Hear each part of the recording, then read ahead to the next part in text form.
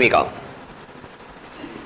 ළමයි වත්කමක් කියන්නේ සරල අදහසක් කියන්නේ. මොකද මම ඔයාලට වත්කමක් කියලා කිව්වේ? සරල අදහසක් කියන්නේ. සම්මත නිර්වචන එපා සරල අදහසක් කියන්නේ. වත්කමක් කියන්නේ අපේ ව්‍යාපාරයේ තියෙන සම්පතක්. වත්කමක් කියලා කියන්නේ දැන් මෙන්න මේ කෑල්ල අද මාපු ළමයි අල්ල ගන්න ඕනේ. වත්කමක් කියලා කියන්නේ අපේ ව්‍යාපාරයේ තියෙන සම්පතක්. අපේ සබ්ජෙක්ට් එක තනිකරම කතා කරන්නේ ව්‍යාපාර ගැන. ඒ ව්‍යාපාරවල ඔයා මේ ගණන් හදන්නේ ඔයා ව්‍යාපාරය කියලා හිතාගෙනද ඔයා අයිතිකාරය කියලා හිතාගෙනද ගණන් හදන්නේ? ව්‍යාපාරය කියලා හිතාගෙන අපි තමයි ව්‍යාපාරය. එතකොට වත්කමක් කියලා කියන්නේ අපේ ව්‍යාපාරයේ තියෙන අපිට තියෙන සම්පත් වලට. තවත් විදිහකට කිව්වොත් එහෙම ඔය වත්කම් නිසා ඔය වත්කම් කියන දේවල් නිසා අපිට මොනවද ලැබෙන්න ඕනද? අපිට ප්‍රතිලාභ ලැබෙන්න ඕනේ. අපේ ව්‍යාපාරයේ තියෙන සම්පත් වලට තමයි අපි වත්කම් කියලා කියන්නේ. මම මේ පැහැදිලි කිරීම කරන්නේ අද මාපු ළමයින්ට. අපේ ව්‍යාපාරයේ තියෙන සම්පත් වලට තමයි අපි වත්කමක් කියලා කියන්නේ. සරලව කිව්වොත් එහෙම මේ වත්කමක් නිසා අපිට මොකක් හරි ප්‍රතිලාභයක් ලැබෙන්න ඕනේ. අපේ ව්‍යාපාරයේ ඇතුලේ තියෙන අපිට ප්‍රතිලාභ ලබා දෙන දේවල් වලට කියනවා වත්කම් කියලා. අපිට ප්‍රතිලාභ ලබා දෙන දේවල්. අපිට ප්‍රතිලාභ ලැබෙන දේ. උදාහරණ විදිහට කිව්වොත් එහෙම මොනවද අපේ ව්‍යාපාරයේ තියෙන අපිට ප්‍රතිලාභ ලැබෙන දේවල්? අපේ ව්‍යාපාර වත්කම් කියන්නේ මුදල්. අපේ ව්‍යාපාරයේ තියෙන සල්ලි ටික මට සම්පතක්. ඒ සල්ලි ටික නිසා මට ප්‍රතිලාභයක් ලැබෙනවා. එහෙනම් මුදල් කියන්නේ මට වත්කමක්. තව තොගය. ළමයි මොකද්ද ව්‍යාපාරයක තියෙන තොගය කියන්නේ? පැහැදිලි කිරීමක් කරන්න. මොකද්ද තොගයක් කියන්නේ ව්‍යාපාරයක තියෙන? අපේ ව්‍යාපාරයේ තියෙන ආය විකුණන්න බලාගෙන ගෙනල්ලා තියෙන දේවල්. හිතන්නකෝ මට තියෙනවා සිල්ලර කඩයක්. එහෙනම් මගේ සිල්ලර කඩේ ආයෙත් විකුණන්න බලාගෙන ගෙනල්ලා තියෙන ඔය කඩේක විකුණන්න තියෙන කිරිපිටි හාල් අනම්මනන් ටික අන්න ඒවට තමයි තොගයක් කියන්නේ. එතකොට මෝටර රථ විකුණන ව්‍යාපාරයක තොගයක් වෙන්නේ මොනවද? මෝටර රථ පරිගණක විකුණන ව්‍යාපාරයක තොගයක් වෙන්නේ පරිගණක තමන්ගේ ව්‍යාපාරයේ විකුණන්න ගෙනත් තියෙන දේවල් වලට තමයි තොගයක් කියලා කියන්නේ. එතකොට ඔය තොගය කියන්නේ මට තියෙන සම්පතක්. තොගය පාවිච්චි කරලා අපේ ව්‍යාපාරයට ප්‍රතිලාභ ලබන්න බැරිද? ඒ කියන්නේ අපේ ව්‍යාපාරයේ විකුණන්න තියෙන බඩු ටික නිසා ඔය අපේ මට තියෙනවා නම් සිල්ලර කඩයක්. ওই සිල්ලර කඩේ තියෙන කිරිපිටි අනම්මනන් නිසා මට ප්‍රතිලාභයක් ලැබෙන්නේ නැද්ද? ලැබෙනවා. ඒ ටික මට වැඩි ගානකට විකුණලා ප්‍රතිලාභයක් ලබන්න පුළුවන්. අන්න තොගයක් කියන්නේ මොකද්ද කියලා තේරුණා අද මාපු ළමයින්ට. තොගයක් කියන්නේ අපිට සම්පතක්. ඒක නිසා අපිට ප්‍රතිලාභ ලබන්න පුළුවන්. හරි. තව කියන්නේ අපේ ව්‍යාපාරයේ තියෙන ඉඩම් ගොඩනැගිලි මෝටර රථ වගේ ඔය දිගු කාලීන වත්කම් ටික අපේ ව්‍යාපාරයේ තියෙන ඉඩම මට සම්පතක්. ඒක නිසා මට ප්‍රතිලාභ ලැබෙනවා. අපේ ව්‍යාපාරයේ තියෙන ගොඩනැගිල්ල මට සම්පතක්. ඒක නිසා මට ප්‍රතිලාභ ලැබෙනවා. අපේ ව්‍යාපාරයේ අපි පාවිච්චි කරන රථ මෝටර රථ ඒවා අපිට සම්පතක්. ඒවා නිසා අපිට ප්‍රතිලාභ ලැබෙනවා. ඊට අමතරව ටිකක් වෙනස් වචනයක් තිබ්බා. මොකද්ද? ණය ගැතියා. වචන දෙකක් තියෙනවා ණය ගැතියයි ණය හිමියයි. මං ගිය සතියේත් පැහැදිලි කරලා දුන්නා. කාටද ණය හිමියෙක් කියන්නේ? ණය ගැතිය පොඩ්ඩක් පැත්තකින් තියන්නකෝ. කාටද ණය හිමියෙක් කියන්නේ? අපි කාගෙන් හරි බඩු ටිකක් ණයට ගත්තොත් අපි ඌට කියනවා මොකෙක් කියලාද? ණය හිමියෙක් කියලා. හිතන්නකෝ. ඔක වරකෝ. හිතන්නකෝ මේ තියෙන්නේ අපේ ව්‍යාපාරය. අපි කවුරු හරි මිනිස්සෙක් ඉන්නවා. අපි කාගෙන් හරි බඩු ටිකක් ණයට ගන්නවා. නිකම්ම බඩු නෙමෙයි. අර කතා කරපු තොගයක් වෙන්න ඕනි. අර විකුණන්න බලාගෙන ගන්න ඒවා තොගයක් ණයට ගත්තොත් අපි කාගෙන් හරි තොගයක් ණයට ගත්තොත් මේ ඉන්නේ අපි මේ තියෙන අපේ ව්‍යාපාරය. අපි ඌට කියන නම තමයි මොකද්ද? ණය හිමියා. එතකොට මේ ණය හිමියා කියන කෙනාට අපි සල්ලි දෙන්න බැදිලා ඉන්නවද? එයා අපිට සල්ලි දෙන්න බැදිලා ඉන්නවද? අපි එයාට සල්ලි දෙන්න බැදිලා ඉන්නවනේ. මොකද අපි තමයි මෙයාගෙන් බඩු ටිකක් ණයට ගත්තේ. එහෙනම් අපි දැන් මෙයාට සල්ලි දෙන්න බැදිලා ඉන්නවා. අන්න එයාට කියනවා ණය හිමියෙක් කියලා. ළමයි මේ ණය හිමියාට දැන් අලුත් වචනයක් පාවිච්චි වෙනවා. මොකද්ද? වෙළඳ ගෙවිය යුතු දෑ. ණය හිමියාට දැන් අලුත් වචනයක් කියනවා. වෙළඳ ගෙවිය යුතු දෑ. ඕකෙම අනිත් පැත්ත ණය ගැතියා. ඒ කියන්නේ මේන් ඉන්නවා අපි කාට හරි බඩු ටිකක් ණයට වික්කොත් තොගයක් ණයට වික්කොත් අපි ඌට නමක් කියනවා ණය ගැතියා. අපි ඌට නමක් කියනවා ණය ගැතියා. ලස්සන ලියන්නම්කෝ. ලස්සන නේද? ණය ගැතියා. එතකොට මේ ණය ගැතියා ඔයාට සල්ලි දෙන්න තියෙනවද? ඔයා ණය ගැතියට සල්ලි දෙන්න තියෙනවද? ණය ගැතියා අපිට සල්ලි දෙන්න තියෙනවා. මොකද අපි එයාට ණයට වික්කා. එහෙනම් එයා අපිට සල්ලි දෙන්න තියෙනවා. එයාගෙන් අපිට සල්ලි ලැබෙන්න තියෙනවා. ණය ගැතියට ළමයි ණය හිමියට අලුත් නමක් කිව්වා වෙළඳ ගෙවිය යුතු දෑ. මොකද අපි මෙයාට ගෙවන්න තියෙනවා. එහෙනම් ණය ගැතියට කියන වැත්තේ මොකද්ද? වෙළඳ ලැබිය යුතු දෑ. එයාගෙන් අපිට ලැබෙන්න තියෙනවා. වෙළඳ ලැබිය යුතු දෑ. හරි. මට කියන්න මෙතනින් වත්කමක් වෙන්නේ ණය ගැතියද ණය හිමියද? ණය ගැතියා. මොකද මං කිව්වේ වත්කම් කියලා කියන්නේ අපිට ලැබෙන්න තියෙන දේවල්. එතකොට මෙතනින් අපිට ලැබෙන්න තියෙන්නේ කාගෙන්ද? ණය ගැතියගෙන්. ඒ නිසා ණය ගැතියා තමයි අපිට වත්කමක් වෙන්නේ කියලා කිව්වා. හරි. ඊට පස්සේ ওই විදිහට අපි කතා කරා වත්කම් ගැන. ඊළඟට වත්කම් ප්‍රධාන කොටස් දෙකක් තියෙනවා. මොනවද? ජංගම වත්කම්, ජංගම නොවන වත්කම්. ජංගම වත්කම් කියලා කියන්නේ මොනවද? අවුරුද්දකට වඩා අඩු කාලයක් අපි පාවිච්චි කරන වත්කම්. ජංගම වත්කම් කියලා කියන්නේ මාස 12කට වඩා අඩු කාලයක්. ජංගම කියලා කියන්නේ මාස 12කට වඩා අඩු කාලයක්. එහෙනම් ජංගමයි. එහෙනම් ජංගම නොවනයි කියන්නේ මොනවද? මාස 12කට වඩා වැඩි කාලයක් පාවිච්චි කරන වත්කම්. එහෙනම් මට කියන්න මුදල් කියන්නේ ජංගම වත්කමක්ද ජංගම නොවන වත්කමක්ද? ජංගම වත්කමක්. ඇයි? ඔයා සල්ලි තියන් ඉන්නවද? අවුරුදු ගාණක් ළඟ තියන් ඉන්නවද? නෑ, සල්ලි කෙටි කාලීනව ඔයා පාවිච්චි කරනවා. එහෙනම් ඒක අවුරුද්දකට වඩා අඩුයි. ජංගමයි. තොගය ඔයාගේ ව්‍යාපාරේ විකුණන්න තියන් ඉන්න බඩු තොගය ජංගමයිද ජංගම නොවනයිද? ජංගමයි. ඇයි? ඔයා ඒක ඉක්මනින් විකුණලා දානවා. අවුරුදු ගාණක් තියන් ඉන්නේ. ඉඩම ජංගම නොවනයි. ගොඩනැගිලි ජංගම නොවනයි. මෝටර රථ ජංගම නොවනයි. ණයගතියා ජංගමයි. මොකද ණයගතියා කියන්නේ ඔයාට සල්ලි දෙන්න තියෙන කෙනා. ඔයා එයාගෙන් සල්ලි ගන්න අවුරුදු ගාණක් බලන් ඉන්නවද? නෑ, ඉක්මනට සල්ලි ගන්නවා. ණයගතියා ජංගමයි. එතකොට ඔයාට වත්කමක් කියන්නේ මොකද්ද කියලා කියන්න පුළුවන් වෙන්න ඕනේ. වත්කම් වලට උදාහරණ කියන්න පුළුවන් වෙන්න ඕනේ. වත්කම් ජංගමයි ජංගම නොවනයි කියලා වර්ග කරන්න පුළුවන් වෙන්න ඕනේ. ඊළඟට වගකීම්. වගකීම් කියලා කියන්නේ වත්කම් වල අනිත් පැත්ත. ළමයි සරලව වත්කමක් කියලා කිව්වේ අපිට ලැබෙන්න තියෙන දේවල්නේ. වගකීම් කියලා කියන්නේ අපි ගෙවන්න තියෙන දේවල්. වගකීම් කියලා කියන්නේ අපි ගෙවන්න තියෙන දේවල්. අපි ගෙවන්න තියෙන ණය, අපි ගෙවීමට ඇති දේ. අපි ගෙවීමට ඇති දේ. එහෙනම් මට උදාහරණ කියන්න මොනවද ව්‍යාපාරයක් ගෙවන්න තියෙන ණය? බැංකු ණය. බැංකු ණය. මගේ අර සිද්ධිය කිව්වනම් සිද්ධිය තේරුණා නම් කවුද එතන වගකීමක් වෙන්නේ? ණය හිමියා. ඇයි? ණය හිමියාගෙන් අපි බඩු ණයට ගත්තා. එහෙනම් අපි දැන් මූට සල්ලි දෙන්න තියෙනවා. අපි දෙන්න තියෙන ඒවට තමයි කියන්නේ වගකීම් කියලා. එහෙනම් ණය හිමියා වගකීමකට උදාහරණයක්. තව කිව්වා කල්බදු ණය. තව එකක් කිව්වා උදාහරණයක් කල්බදු ණය. මොකද්ද ළමයි කල්බදු ණයක් කියන්නේ? අර ලීස් එකක්. අපි ලීස් එකක් දාලා අර වාහන ගන්නෙ. ඒතර ලීස් එකක් දාලා වාහනයක් ගත්තම ඔයා ඒකට ණයයිනේ. ඔයා ඒ ලීසින් කම්පැනියට වාරික ගෙවන්න ඕනනේ. අන්න එතනදී ඇති වෙන ණයට කියනවා කල්බදු ණයක් කියලා. ඊළඟට තව එකක් කිව්වා උපචිත වියදම්. උපචිත වියදම්. මේ උපචිතයි කියන එකේ තේරුම මොකද්ද? ගෙවිය යුතුයි කියන එක. උපචිතයි කියන එකේ තේරුම ගෙවිය යුතුයි කියන එක. මොකද්ද ළමයි ගෙවිය යුතු වියදමක් කියලා කියන්නේ? කිසියම් වියදමක් අපේ ව්‍යාපාරයට තියෙන වියදම් ටිකක් කියාගෙන යන්න. ඔයා ව්‍යාපාරයක් කරනවා නම් ඔයාට ඇති වෙන්න පුළුවන් වියදම් ටිකක් කියාගෙන යන්න. විදුලි වියදම්, සේවක වැටුප්, දුරකථන ගාස්තු වගේ ඔයාට මේ එදිනෙදා ව්‍යාපාරය කරද්දි වියදම් ඇති වෙන්න පුළුවන්නේ. ඔය මොකක් හරි වියදමක් નિયમિત දවස වෙද්දි ගෙවා ගන්න බැරි වුණොත් එහෙම එතනින් පස්සේ ඔයා ඒකට ණයයි. උදාහරණයක් හිතන්නකෝ විදුලි බිල කියලා. විදුලි බිල මේ මාසේ 30 වෙනිදා වෙද්දි ගෙවන්න ඕනේ නම් ඔයාට බැරි වෙලාවත් ඕක 30 වෙනිදා වෙද්දි ගෙවා ගන්න බැරි වුණොත් එහෙම එතනින් පස්සේ ඔයා ඒකට ණයයි. ආන් ඒ වගේ තත්යකට කියනවා ගෙවිය යුතු වියදමක් කියලා. නැත්තම් සමාන පදයක් උපචිත වියදමක්.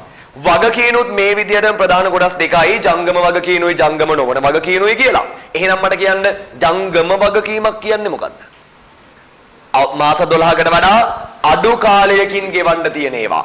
ජංගම නොවන වගකීමක් කියන්නේ එහෙනම් මාස 12කට වඩා වැඩි කාලයකින් ගෙවන්න තියෙන ඒවා. එහෙනම් මට කියන්න බැංකු ණය සාමාන්‍යයෙන් ජංගමයිද ජංගම නොවනයිද? ජංගම නොවනයි. ඇයි අපි බැංකු ණයක් ගන්නෙ දිගු කාලයකටනේ. එහෙනම් ජංගම නොවනයි.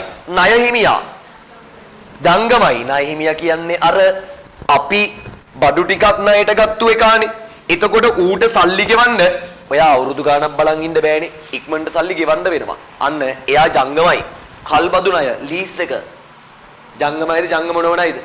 ජංගම නොවනයි. මොකද ලීස් එකක් සාමාන්‍යයෙන් දාන්නේ දිගු කාලයකට. කෙටි කාලයකට දාන ඒවත් තියෙනවා. සාමාන්‍යයෙන් ජංගම නොවනයි. ඊළඟට උපචිත වියදම විදුලි බිල ගෙවන්න බැරි වෙලා ජංගමයි. මොකද අවුරුදු ගණන් අදින්න බෑ ලයිට් කපලා යනවනේ. හරි.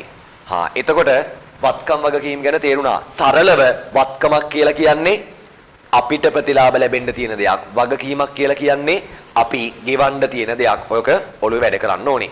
ඊළඟට ආදායමක් කියලා කියන්නේ අපි ව්‍යාපාරය කරගෙන යන අතරේදී අපි උපයන දේවල්. ව්‍යාපාරිකයා ව්‍යාපාරය කරගෙන යන අතරේදී එයා ආදායම් උපයනවා. මමත් ආදායම් උපයනවා. ඔයාලගේ අම්මලා තාත්තලාත් ආදායම් උපයනවා. මට කියන්න ව්‍යාපාරයක තියෙන ප්‍රධානම ආදායම මොකද්ද? විකුණුම් ආදායම. ව්‍යාපාරිකයෙක් ප්‍රධාන වශයෙන් ආදායම උපයන්නේ බඩු ටිකක් විකුණලානේ. ඔයාලගේ ගමේ හන්දියේ තියෙන කඩේ මතක් කරන්නකෝ. ඒ ගමේ හන්දියේ ඉන්න බණ්ඩමාමගේ ප්‍රධානම ආදායම තමයි අර බඩු විකුණලා ගන්න ආදායම. අන්න එහෙනම් ආදායම්ව ප්‍රධානම කෙනා විකුණුම් ආදායම. හැබැයි ළමයි විකුණුම් ආදායම විතරයිද ව්‍යාපාරයකට තියෙන්නේ? ඒ කියන්නේ ව්‍යාපාරිකයෙක් වුණාම එයාට සල්ලි හම්බෙන ආදායම් හම්බෙන එකම ක්‍රමය බඩු විකුණන එකද? නෑ තව ආදායම් මාර්ග තියෙනවා. උදාහරණයක් පොලී ආදායමක් තියෙන්න පුළුවන්. එයාගේ සල්ලි ටිකක් බැංකුවේ දාලා ඒකෙන් එයා පොලී ආදායමක් ලබනවා. අන්න පොලී ආදායම් තියෙන්න පුළුවන් ව්‍යාපාරයකට. ඊට අමතරව කුලී ආදායම් තියෙන්න පුළුවන්. ඒ කියන්නේ මගේ කඩකාමරයෙන් කොටසක් වෙන කෙනෙක්ට කුලියට දීලා ඒකෙන් කුලී ආදායමක් ලබනවා. ඊළඟට කොමිස් ආදායම් තියෙන්න පුළුවන්. මොකද්ද කොමිස් ආදායමක් කියන්නේ? මොන වගේ එකක්ද කොමිස් ආදායමක් කියන්නේ? ඔයාගේ යාළුවගේ ෆෝන් එක ඔයා වෙන කෙනෙක්ට විකුණලා දෙනවා. ඔයා මැද්දේ ඉඳලා ගාණක් ගන්නවා. අන්න කොමිස් ආදායම. යාළුවගේ ෆෝන් එක යාළුවා කියන්නේ මචං මට මේක 10000කට විකුණලා දීපන්කෝ. ඔයා 12000කට විකුණලා 2000ක් ඔයා තියාගෙන යාළුවට 10000ක් දෙනවා. කොමිස් ආදායම. හරි. කොමිස් ආදායම්. අන්න ව්‍යාපාර කරගෙන යද්දී යාලා ආදායම් උපයනවා. මෙන්න ආදායම් වලට උදාහරණ. ඊළඟට වියදම්. වියදම් කියලා කියන්නේ ව්‍යාපාරයක් කරගෙන යද්දී එදිනෙදා අපිට ගෙවන්න වෙන දේවල්. මොනවද ව්‍යාපාරයක් කරගෙන යද්දී ඇති වෙන වියදම්? සේවක වැටුප්. අපිට සේවකයින්ට වැටුප් ගෙවන්න වෙනවා. සේවක වැටුප්, විදුලි බිල්, විදුලි ගාස්තු වියදමක්, දුරකථන ගාස්තු වියදමක්, රක්ෂණ ගාස්තු වියදමක්. ඊට අමතරව මේ පොලී ආදායමකුත් තිබ්බා. ඒ වගේම ළමයි පොලිය වියදමක් වෙන්නත් පුළුවන්. උදාහරණයක් ඔයාට පොලියක් ලැබුණොත් ඒක ආදායමක්. ඔයා පොලියක් ගෙව්වොත් වියදමක්. හිතන්නකෝ ඔයා බැංකුවකින් ණයක් අරන් තියෙනවා. එහෙනම් ඒ බැංකු ණයට ඔයා පොලිය ගෙවන්න ඕනනේ. අන්න ඒ ඔයා ගෙවන පොලිය වියදමක්. ඔයාට ලැබෙන පොලිය ආදායමක්. එතකොට පොලී ගෙවීම වියදමක්. ඒ වගේමයි කුලිය. කුලියක් ඔයාට ලැබුණොත් ආදායමක්. ඔයාට ගෙවන්න වුණොත් වියදමක්. කුලී ගෙවීම වියදමක්. ඊට අමතරව කොමිස් එකත් එහෙමයි. කොමිස් එකක් ඔයාට ලැබුණොත් ආදායමක්, ගෙවන්න වුණොත් වියදමක්. හරි. හරි. අන්තිම කෙනා හිමිකම. ළමයි හිමිකම කියලා කියන්නේ මොකක්ද? අපේ ව්‍යාපාරයේ තියෙන හිමිකාරයට අයිති දේවල්, අයිතිකාරයට අයිති දේවල්. හිමිකම කියලා කියන්නේ අපේ ව්‍යාපාරයේ තියෙන අයිතිකරුට අයිති දේ. අයිතිකරුට අයිති දේ. ළමයි ව්‍යාපාරයක තියෙන හිමිකම වෙනස් වෙන්න බලපාන කරුණු හතරක් ගැන කතා කරා. මොනවද? ව්‍යාපාරයක තියෙන හිමිකම ඒ කියන්නේ මේ අයිතිකාරයට අයිති දේවල් නිරන්තරයෙන් වෙනස් වෙනවා. මට තියෙනවා නම් ව්‍යාපාරය ඇතුලේ මට අයිති දේවල් නිතර වෙනස් වෙනවා. දැන් අද උදේ වෙද්දි මට අයිතිව තිබ්බ දේවල් නෙමෙයි වෙන්නදී සමහර විට අද හවස් වෙද්දි තියෙන්නේ. හරි මම දැන් ගිහලා අක්කගෙන් අහනවා අක්කේ අද උදේ වෙද්දි මට කීයක් අයිති වෙන්න තිබ්බද? හවස ගිහලා අහනවා හවස කීයක් අයිති වෙන්න තියෙනවද? වෙනස් වෙනවා. එතකොට ව්‍යාපාරිකයාගේ හිමිකම වෙනස් වෙනවා. ඔය හිමිකම කියන කෙනා වෙනස් වෙන්න බලපාන කරුණු හතරක් ගැන කතා කරා. මොනවද? ප්‍රාග්ධනය, ගැනිලි, ආදායම්, වියදම්. ප්‍රාග්ධනය, ගැනිලි, ආදායම්, වියදම්. ප්‍රාග්ධනයක් කියලා කියන්නේ මොකද්ද? අයිතිකාරයා ව්‍යාපාරයට ගෙනත් දාලා තියෙන ඕනම දෙයක්. අයිතිකාරයා එයාගේ ගෙදර තියෙන සල්ලි ටිකක් ව්‍යාපාරයට ගෙනත් දැම්මොත් එහෙම ආන් අපි ඒකට කියනවා ප්‍රාග්ධනයක් කියලා. අයිතිකරු යොදවා ඇති දේ. අයිතිකරු යොදවා ඇති දේ.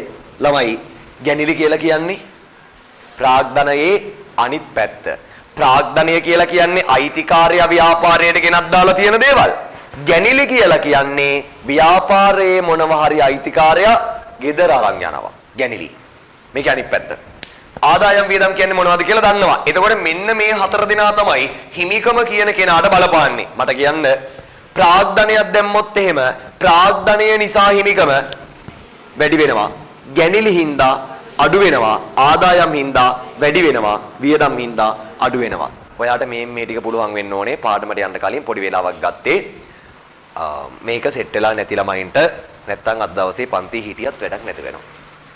හරි. අපි යම් පාඩමට අපි කතා කරන්නේ මෙන්න මේ ගිණුම් කරන මූලිකාංග සෙට් එක දාලා ගිණුම් කරන සමීකරණයක් කියලා එකක් ගැන අපි කතා කරනවා. හරි. ගිය සතියේ කතා කරා මොකද්ද ගිණුම් කරන සමීකරණය ඔයාලගේ? වත්කම් සමානයි හිමිකම් ධන වගකීම්. ටියුන් නැති කවුරුත් නැහැ නේද? හරි.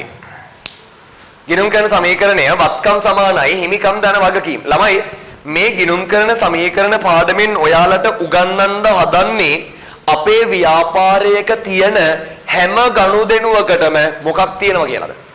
ගිය සතියේ කිව්වා මේ ගිණුම් කරන සමීකරණ පාඩමෙන් ඔයාලට උගන්වන්න හදන්නේ අපේ ව්‍යාපාරයේ තියෙන හැම ගනුදෙනුවකටම මොකක් තියෙනවා කියලාද?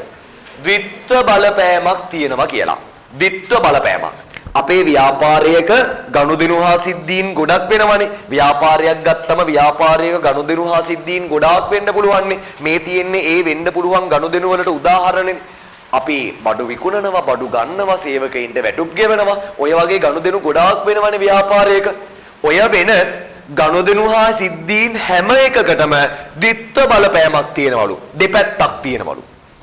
ද්විත්ව බලපෑමක්.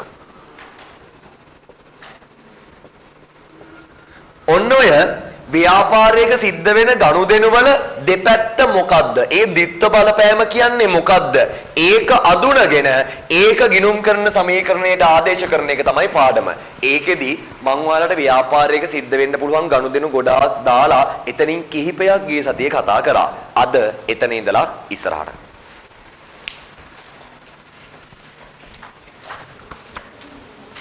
හරි. නිදවතයිද? දැන් මොන ඉදා ගන්න එපා. තාම කීයද? තව 3 වෙනකන් ඉන්නත් ඕනේ. උදේට කාලේ හැම එන්න ඕනේ. අහන්න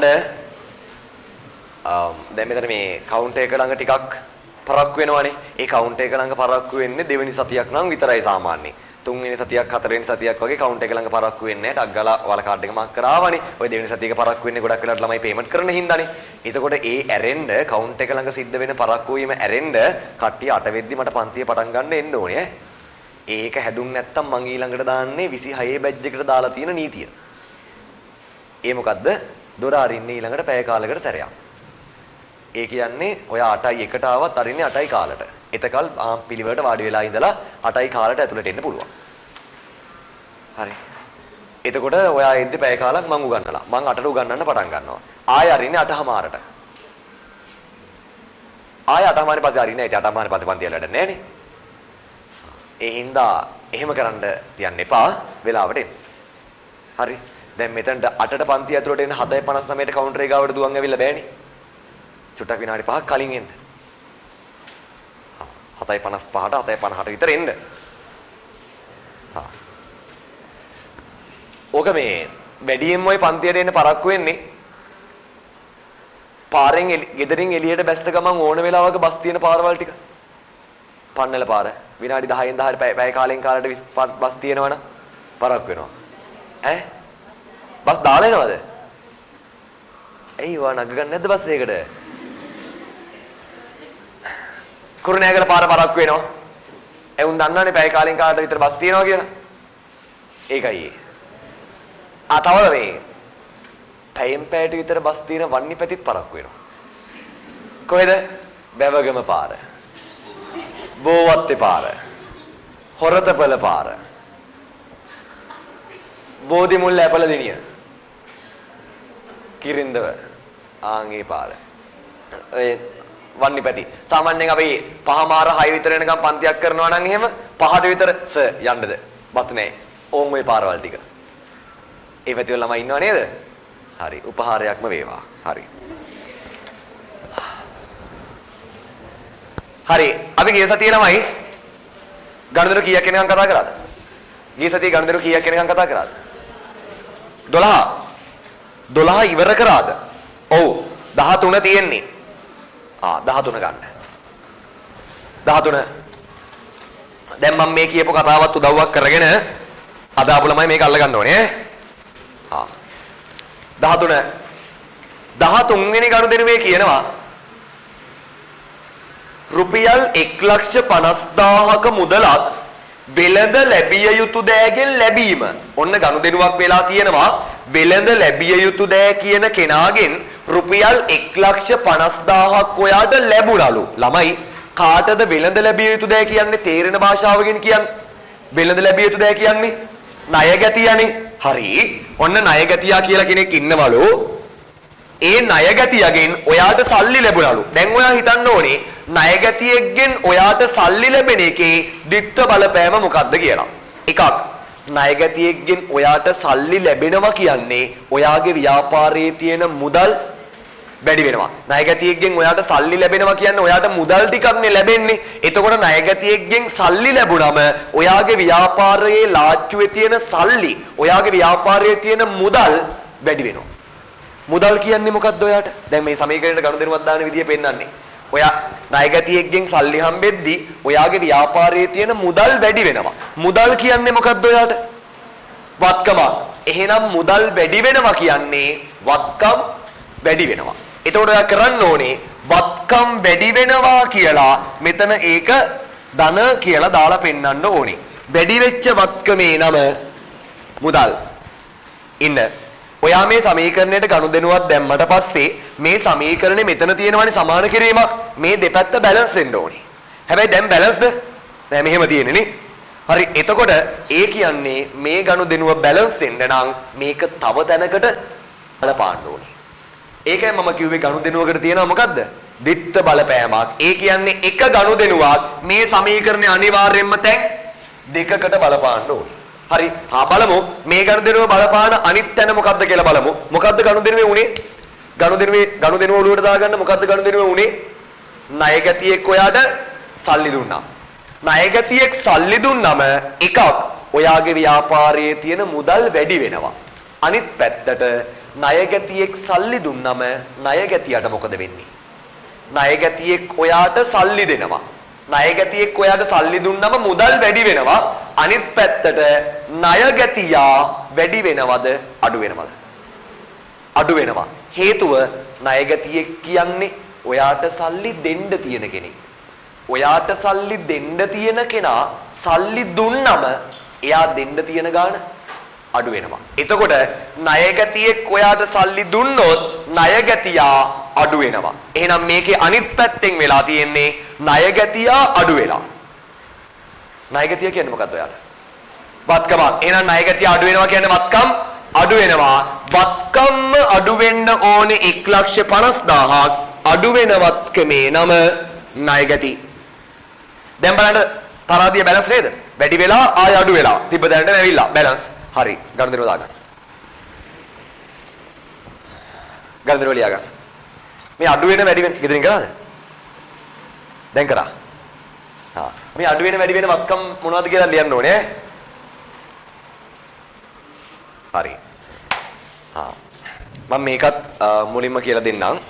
සාමාන්‍යයෙන් ළමයි පන්තියක මුල් කාලේ ළමයි ඔක්කොම බැලන්ස් නැහැ. ඒ කියන්නේ මුල් කාලේ ඉන්න හැමෝම එකම මට්ටමක නෙමෙයි ඉන්නේ. දැන් මෙතන ඉන්න පුළුවන් O level කොමර්ස් එක හොඳටම සෙට් වෙලා ආපුවම මොනවද මේ ගනුදෙනු කියන ටයිප් එකේ ළමයි ඉන්න පුළුවන්. ඒ කියන්නේ මේ ගනුදෙනු ගොඩාක් සරල විදියට තමන්ගේ ඇඟට වැදිලා තියෙන ළමයි ඉන්න පුළුවන්. ඊට අමතරව මේක අදම දකින මේකට බය වෙලා ඉන්න ළමයිනොත් පන්ති ඉන්නවා. එතකොට මම දැන් ওই දෙගොල්ලන්ව බැලන්ස් කරන්න ඕනනේ. බැරි කාට උගන්වන්නත් ඕනේ. අර පුළුවන් එකාව ඌට දන්නේ නැති දේවල් කියලා ඌව අල්ල ගන්නත් ඕනේ. එතකොට ඕක එක මට්ටමකට බැලන්ස් වෙන්නේ ටික දවසක් යද්දි. හරිද? ඔය O level commerce එක සෙට් වෙච්ච මේක හරියටම පුළුවන් ළමයි ඔයාලට බැරි දේවල් අහු වෙනවා.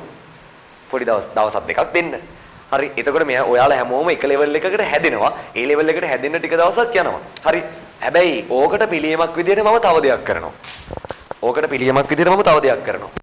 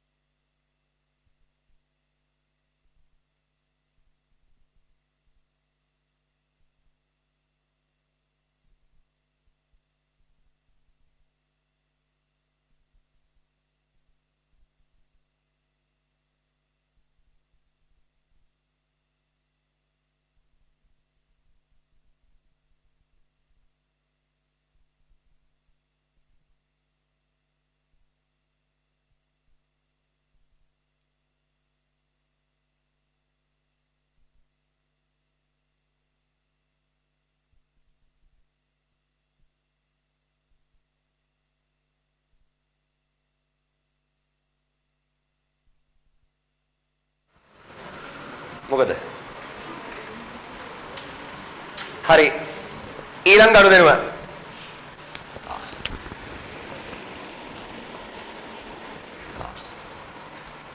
ඊළඟ ගනුදෙනුව. අහන්නකෝ. ඊළඟ එක අමාරුයි. ඊළඟ ගනුදෙනුවේ කියනවා රුපියල් ලක්ෂයක වෙළඳ ගෙවිය යුතු ඒක තමයි. රුපියල් ලක්ෂයක වෙළඳ ගෙවිය යුතු දෑ වටිනාකමක් පියවීමට 10%ක වට්ටමකට යටත්ව මුදල් ගෙවීම. ණය ළමයි වෙළඳ ගෙවිය යුතු දෑ කියලා කියන්නේ කවුද? ණය හිමියනේ. ණය හිමියට සල්ලි ගෙවලා. කීයක ණය හිමියට සල්ලි ගෙවලා තියෙන්නේ? ලක්ෂයක ණය හිමියට. හැබැයි අර 110ක වට්ටමක් ගැන කියනවා. O level කොමර්ස් නොකරපු අයට ඒ වට්ටම කියන කතාව තේරෙන්නේ නැහැ.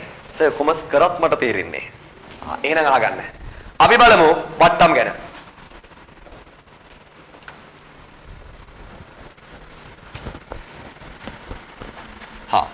අහගන්න. වට්ටම් ගැන ටිකක් ගැඹුරට කතා කරන්න තියෙනවා. හරි. මේවා 100%ක් සෙට් නම් ටියුට් එකේ ඉස්සරහ ගණන් ටික හදන් ගියාට කමක් නැහැ. මයික් ගීසතිත් කිව්වා. හරි. වට්ටම්. ළමයි ඔයාලට හම්බෙලා තියෙනවද වට්ටම්?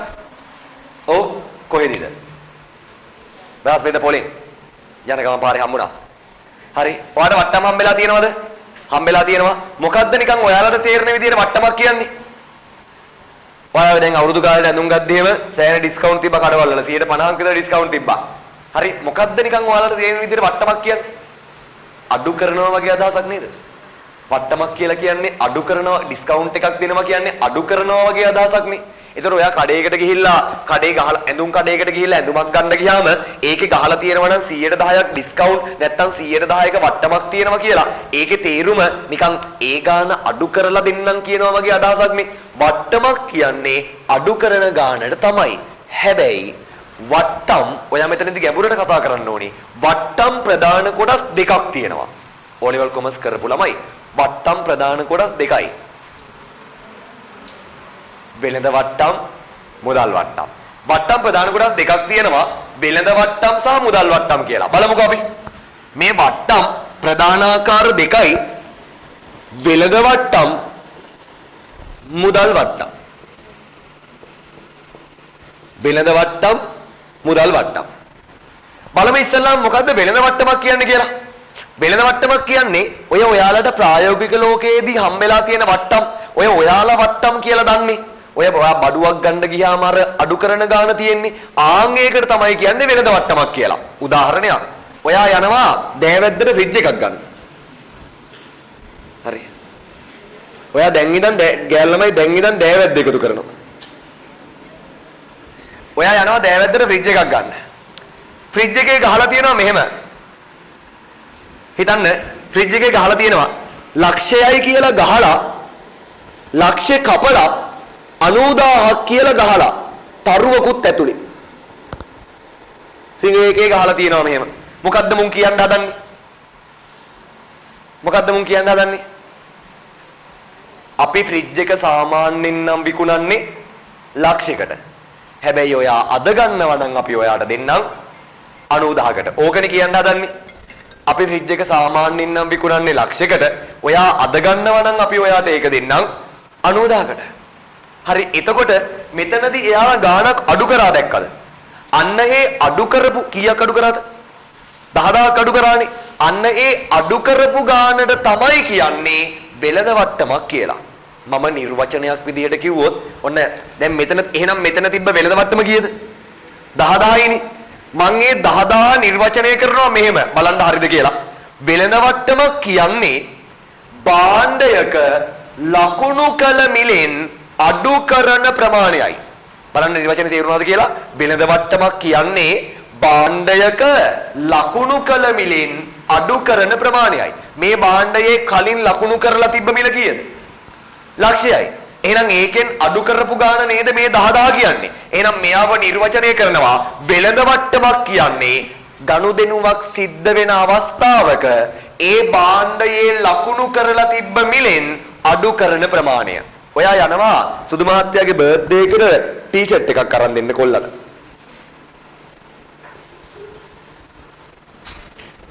හරි. ටී-ෂර්ට් එකේ ගහලා තියෙනවා ප්‍රයිස් ටැග් එකේ රුපියල් 500යි. හරි. කැතයි නේද? 5000යි. ඊනට දෙන්නේ.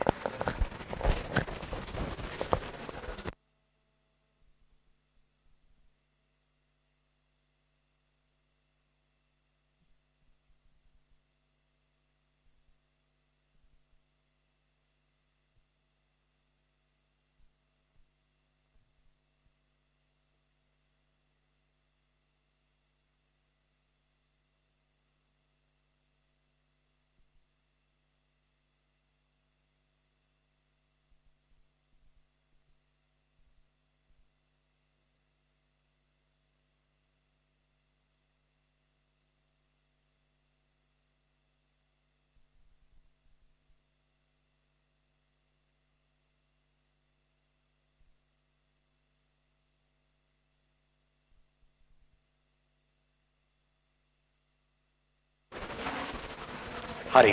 මං කිය හිටියේ sorry ඈ. ඔයා යනවා ඇඳුමක් ගන්න රුපියල් 5000යි. ප්‍රයිස් ටැග් එකේ ගහලා තියෙනවා 5000ක් කියලා. ගහලා පැත්තෙන් ගහලා තියෙනවා බෝඩ් එකක් 110ක් ඩිස්කවුන්ට් කියලා ගහලා තියෙනවා. බෝඩ් එකක් එල්ලලා තියෙන පැත්තකින් 110ක් ඩිස්කවුන්ට් කියලා. එතකොට මේ ටී-ෂර්ට් එක ගන්න ඔයා ඇත්තටම කීයයිද සල්ලි වලින් දෙන්න ඕනේ කඩේට? මේ ටී-ෂර්ට් එක ගන්න ඔයා ඇත්තටම කීයයිද කඩේට දෙන්න ඕනේ? සර් ඉන්න මේ ගණන් කරගන්නකම්. මට සර් උඹ කියන එක තේරෙනවා මට මේ ගණන් කරගන්න බෑ. හරි. 5000යි. එතකොට 5000ට 110ක් කියන්නේ ඩිස්කවුන්ට් එක කීයද? 500යි. එහෙනම් 5000න් 500ක් අඩු කරාට පස්සේ ඔයා මේකට කීයද දෙන්න ඕනේ? 4500යි. එතකොට ඔයාගේ ගනුදෙනුව සිද්ධ වෙන්නේ රුපියල් 4500කටනේ. 5000කට නෙවෙයිනේ. 5000 ඔයා 5000ක් දෙන්න ඕනේ නෑනේ 4500යිනේ දෙන්න ඕනේ. එහෙනම් මේ කතාව ඇතුලේ තිබ්බ වෙළඳ වට්ටම කීයද? 500යි. නිර්වචනයක් දෙන්න එහෙනම් මොකද්ද වෙළඳ වට්ටමක් කියන්නේ? දැන් මං කිව්වා මොකද්ද වෙළඳ වට්ටමක් කියන්නේ නිර්වචනය කරන්න. භාණ්ඩයක ලකුණු කළ මිලෙන් අඩු කරන ප්‍රමාණයයි. වෙළඳ වට්ටමක් කියන්නේ ඒකේ ලකුණු කරලා තිබ්බ ගාණෙන් කීයක් හරි අඩු කරොත් ආන්ගේ අඩු කරලා තිබ්බ ගාණට කියනවා වෙළඳ වට්ටමක් කියලා. හරි. එහෙනම් මම නිර්වචනයක් විදියට කියනවා වෙළඳ වට්ටමක් කියන්නේ භාණ්ඩයක ලකුණු කළ මිලෙන් අඩු කරන ප්‍රමාණයයි. හරි. ළමයි අපි වට්ටම් ගැන නෝට් එකක් හදාගමු. යන්නකෝ අලක ටියුට් එකේ අන්තිම පිටුවල ඉඩ තියෙනවා. ටියුට් එකේ අන්තිමට මම ඉඩ තියලා තියෙනවා. අන්න එතනට යන්න දාගන්න මාතෘකාව වට්ටම් කියලා. අපි වට්ටම් ගැන නෝට් එකක් හදාගමු.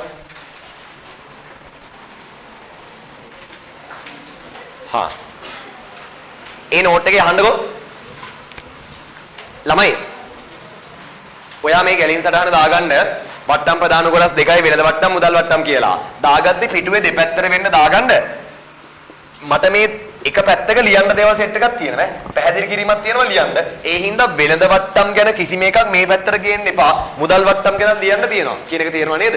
මේක දෙපැත්තට වෙන්න ලියන්න කියලා කියන්නේ. වෙළඳ වට්ටම් ටික මේ පැත්තට ගේන්න එපා. ඒක මේ භාගෙ විතරක් ලියන්න. භාගයකට බෙදා ගන්න. හරි? එහෙනම් දාගන්න වට්ටම් ප්‍රධාන කොටස් දෙකයි වෙළඳ වට්ටම් මුදල් වට්ටම්.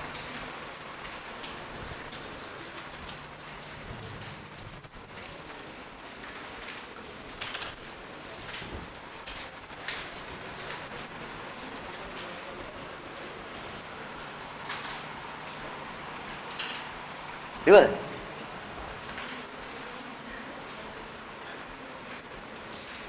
හරි. දැන් තාම මුලනේ. ලස්සනට පාට කරලා ඕකේ තරු ඇඳලා අර ස්ටික් නෝට් අලවලා බලන්න ඕනේ ටියුට් වල ලස්සන. හරි.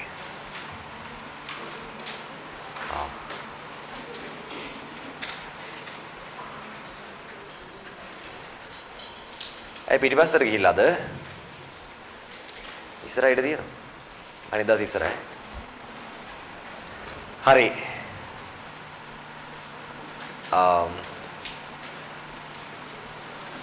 මම අනිවාර්යයෙන්ම ළම සතියේ කොල්ලන්ට මේ ටික හදලා දෙනවා. හරි. අපි ටිකක් ළඟ ඉඳන් ආශ්‍රය කරමු. හරි. හා ඊළඟට ළමයි වෙළඳ වට්ටම් යටතේ ලියා ගන්න වෙළඳ වට්ටමක් යනු වෙළඳ වට්ටමක් යනු වෙළඳ වට්ටමක් යනු හා ගනුදෙනුවක් සිදුවන අවස්ථාවේදී ගනුදෙනුවක් සිදුවන අවස්ථාවේදී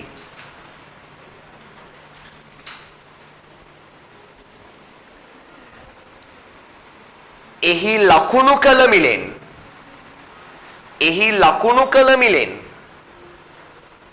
අඩු කරන ප්‍රමාණයයි ගනුදෙනුවක් සිදුවන අවස්ථාවේදී එහි ලකුණු කළ මිලෙන් අඩු කරන ප්‍රමාණයයි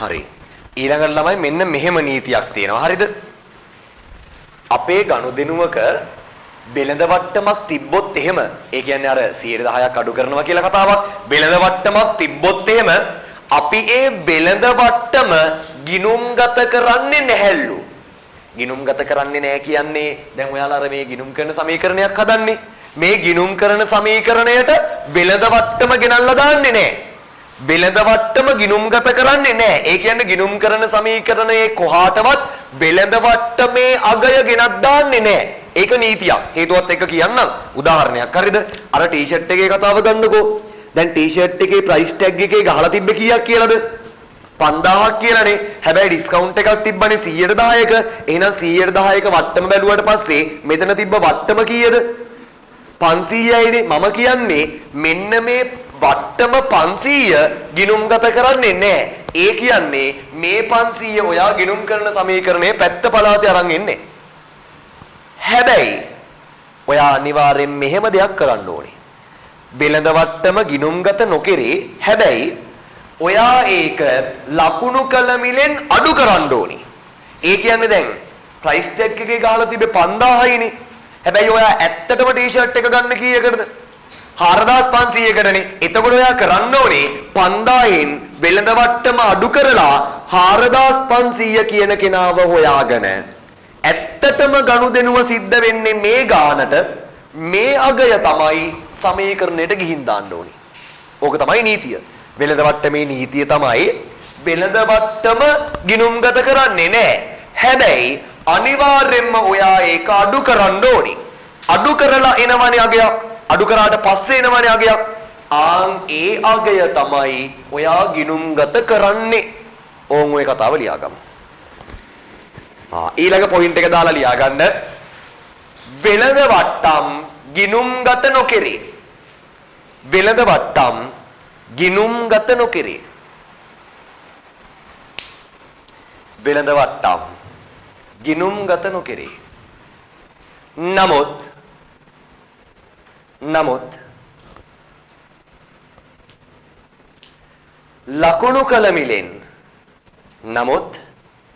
ලකුණු කළ මිලෙන්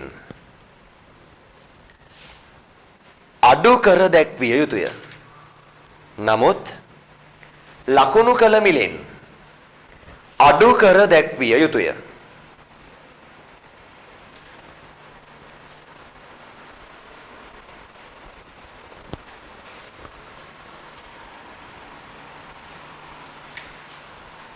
හරි. එහෙනම් ඔයාගේ ගානක වෙළඳ වට්ටම් කියලා කතාවක් තියෙන්න පුළුවන්.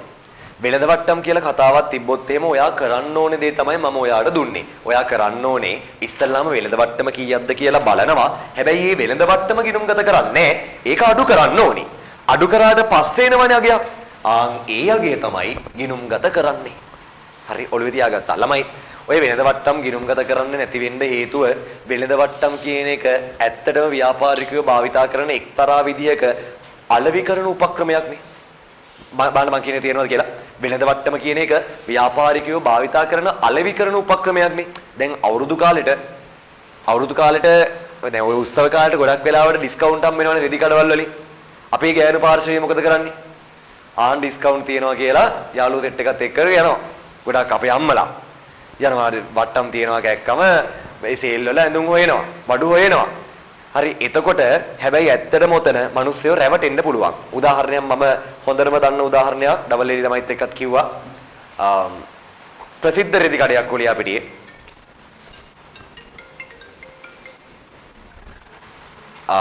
ප්‍රයිස් ටැග් එක හිතන්නකෝ ටී-ෂර්ට් එකක් තියෙනවා. ටී-ෂර්ට් එකේ සාමාන්‍ය දවසක විකුණන්නේ ප්‍රයිස් ටැග් එක 1500යි. මෙයාලා කරනවා ප්‍රයිස් ටැග් එක වෙනස් කරනවා 2000යි කියලා.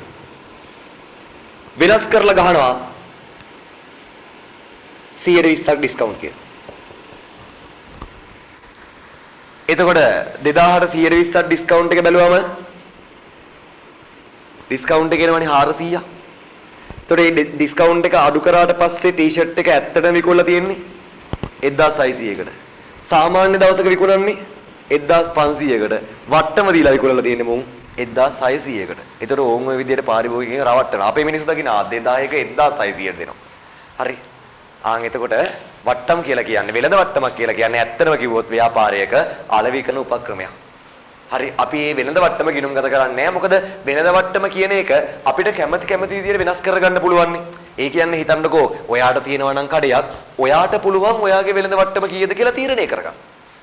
ඔයාට පුළුවන් ඔයාගේ වෙළඳ වට්ටම තීරණය කරගන්න. ඔයාට පුළුවන් ටිකක් වැඩි ගාණකට බොරුවට මිල ගහනවා. භාණ්ඩයේ මිල ලකුණු කරනවා බොරුවට වැඩි ගාණකට. ඒකට ලොකු ඩිස්කවුන්ට් එකක් පෙන්නනවා. හරි ඒ හින්දා අපි වෙළඳ වට්ටම් ගිණුම් ගත කරන්න යන්නේ නැහැ. එතකොට ඔයාගේ ගානක වෙළඳ වට්ටමක් තිබ්බොත් එහෙනම් මොකද්ද ඔයා කරන්න ඕනේ? කියන්න. ඔයාගේ ගානක වෙළඳ වට්ටමක් තිබ්බොත් මොකද්ද ඔයා කරන්න ඕනේ? ඒක ගිණුම් ගත කරනවද? නැහැ. එහෙනම් මොකද්ද කරන්න ඕනේ? අඩු කරන්න ඕනේ. වෙළඳ වට්ටම ගිණුම් ගත කරන්නේ නැහැ. හැබැයි අඩු කරන්න ඕනේ. අඩු කරාට පස්සේ නාගය තමයි ගිණුම් ගත කරන්නේ. හරි. ඕක ලේසි. මෙන්න මේ පැත්ත චුට්ටක් අමාරුයි. මුදල් වට්ටම්. මේ මුදල් වට්ටම් කියලා කියන්නේ ණයගැතියෙක්ගෙන් ළමයි ණයගැතියෙක් කියලා කියන්නේ අපිට සල්ලි දෙන්න තියෙන කෙනාද අපි සල්ලි දෙන්න තියෙන කෙනාද? අපිට සල්ලි දෙන්න කියන්නේ මේ ණයගැතියෙක් කියලා කියන්නේ අපිට සල්ලි දෙන්න තියෙන කෙනානේ. මුදල් වට්ටමක් කියලා කියන්නේ ණයගැතියෙක්ගෙන් ඔයාට සල්ලි ලැබෙන වෙලාවක හරි ණය හිමියෙක්ට ඔයා සල්ලි ගෙවන වෙලාවක හරි එතනදී ඇති වෙන්න පුළුවන් වට්ටම.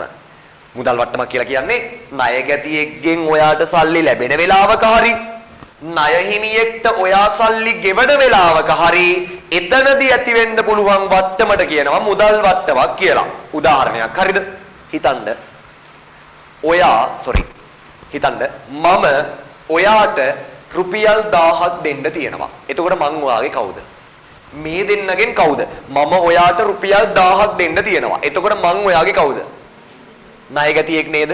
හිතන්නකෝ ණයගැතියෙක් ඉන්නවා කියලා රුපියල් 1000ක. හිතන්න ණයගැතියෙක් ඉන්නවා කියලා රුපියල් 1000ක. ණයගැතියෙක් ඉන්නවා 1000ක. මගෙන් ඔයාට රුපියල් 1000ක් ලැබෙන්න තියෙනවා. ඔයාට පොඩි සල්ලි හදිස්සියක් එනවා. ඔයාට පොඩි මුදල් අවශ්‍යතාවයක් එනවා. දැන් ඔයාට ඕන කරනවා මගෙන් මේ රුපියල් 1000 ඉක්මනට ගන්න ඕන කරනවා. ඔයාට මගෙන් මේ රුපියල් 1000 ඉක්මනට ඉල්ල ගන්න ඕන වෙනවා. ඔයා මට කෝල් එකක් දීලා කියනවා මෙහෙම. මචං මට පොඩි සල්ලි හදිස්සියක් තියෙනවා. ඔයා අද රෑ 12ට කලින් මට සල්ලි දෙනවා නම්. දැන් ඔයා තමයි මට කියන්නේ. ඔයා මට කියනවා මං ඔයාට 1000ක් දෙන්න තිබ්බනේ. ඔයා මට කියනවා ඔයාට සල්ලි ටිකක් හදිස්සි. අද රෑ 12ට කලින් සල්ලි දෙනවා නම්. ඔයා කොන්දේසියක් දානවා. දැන් ඔයාට ඕන කරන්නේ මගෙන් ඉක්මනට සල්ලි ටික ගන්න. ඔයා කොන්දේසියක් දානවා. අද රෑ 12ට කලින් සල්ලි දෙනවා නම් 1000ම එපා 900ක් විතරක් දෙන්නකෝ.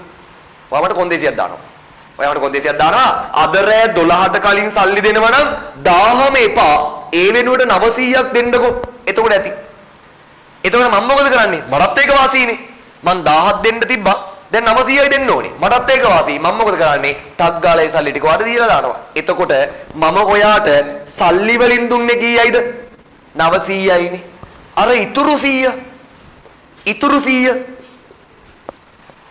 ඒ 100 ඔයාට ආදායමක්ද වියදමක්ද කියලා මට කියන්න.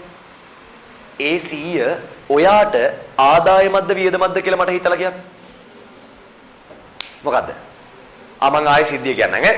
දැන් ඔයාට ඔයාට මගෙන් කීයක් ලැබෙන්න තිබ්බද? 1000ක් ලැබෙන්න තිබ්බා. ඔයා මොකද කිව්වේ? 1000 මෙපා 900ක් විතරක් ඇති කියලානේ කිව්වේ. එතකොට මගෙන් ලැබෙන්න තිබ්බ 1000ක්. හැබැයි ඇත්තටම ඒ 1000 වෙනුවට ඔයාට කීයයිද ලැබුණේ? 900යි. ඒ කියන්නේ අර ඉතුරු 100 ආය මං ඔයාට කවදා හරි දෙනවද? නෑ ආය දෙන්නේ නෑ. එතකොට ඒ 100 ඔයාට නැති වෙලා ගියා නේද? ඔයාට ලැබෙන්න තිබ්බ 100ක් නැති වෙලා ගියා. ඒ කියන්නේ ඒ 100 ඔයාට ආදායමක්ද වියදමක්ද? වියදමක් නේද? ඒක ඔයාට නැති වුණා. නැති වෙනවා කියන්නේ ඒවා වියදම්. ඔයාට ලැබෙනවා කියන්නේ ආදායම්. නැති වෙනවා කියන්නේ වියදම්. එතකොට මෙතන උනේ ඔයාට ලැබෙන්න තිබ්බ 1000ක්. හැබැයි ලැබුණේ 900යි. ඉතුරු 100 ආය කවදාවත් ලැබෙන්නේ නැහැ. ඒ කියන්නේ ඒ 100 ඔයාට වියදමක්. ඒක ඔයාට නැති වුණා. ළමයි මෙන්න මේ නැති වෙච්ච රුපියල් 100ට අපි නමක් කියනවා දුන් වට්ටමක් කියලා. දුන් වට්ටමක්. ඒ දුන් වට්ටම කියන එක ඔයාට වියදමක්. එතකොට මෙතන ඇත්තටම උනේ මෙන්න මෙහෙම දෙයක්. මං ඔයාට 1000ක් දෙන්න තිබ්බා. ඔයා ඒකෙන් 100ක් අඩු කරා. ඔයා ඒකනේ කරේ.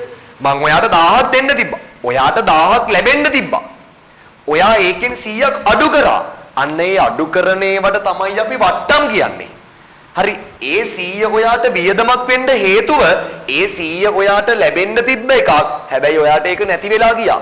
ඒ හින්දා ඔයාට ඒක වියදමක්. හරි එහෙනම් මට කියන්න ණය ගැතියත් එක්ක ඇති වෙන වට්ටමට අපි කියන්නේ මොන වට්ටමක් කියලාද? දුන් වට්ටමක් කියලා.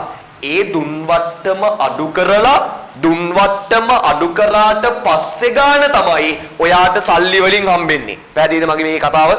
ණය ගැතියා ඔයාට 1000ක් දෙන්න තිබ්බා. හැබැයි එතනින් 100ක් ඔයාම අඩු කරා. ඔයාම අඩු කරා.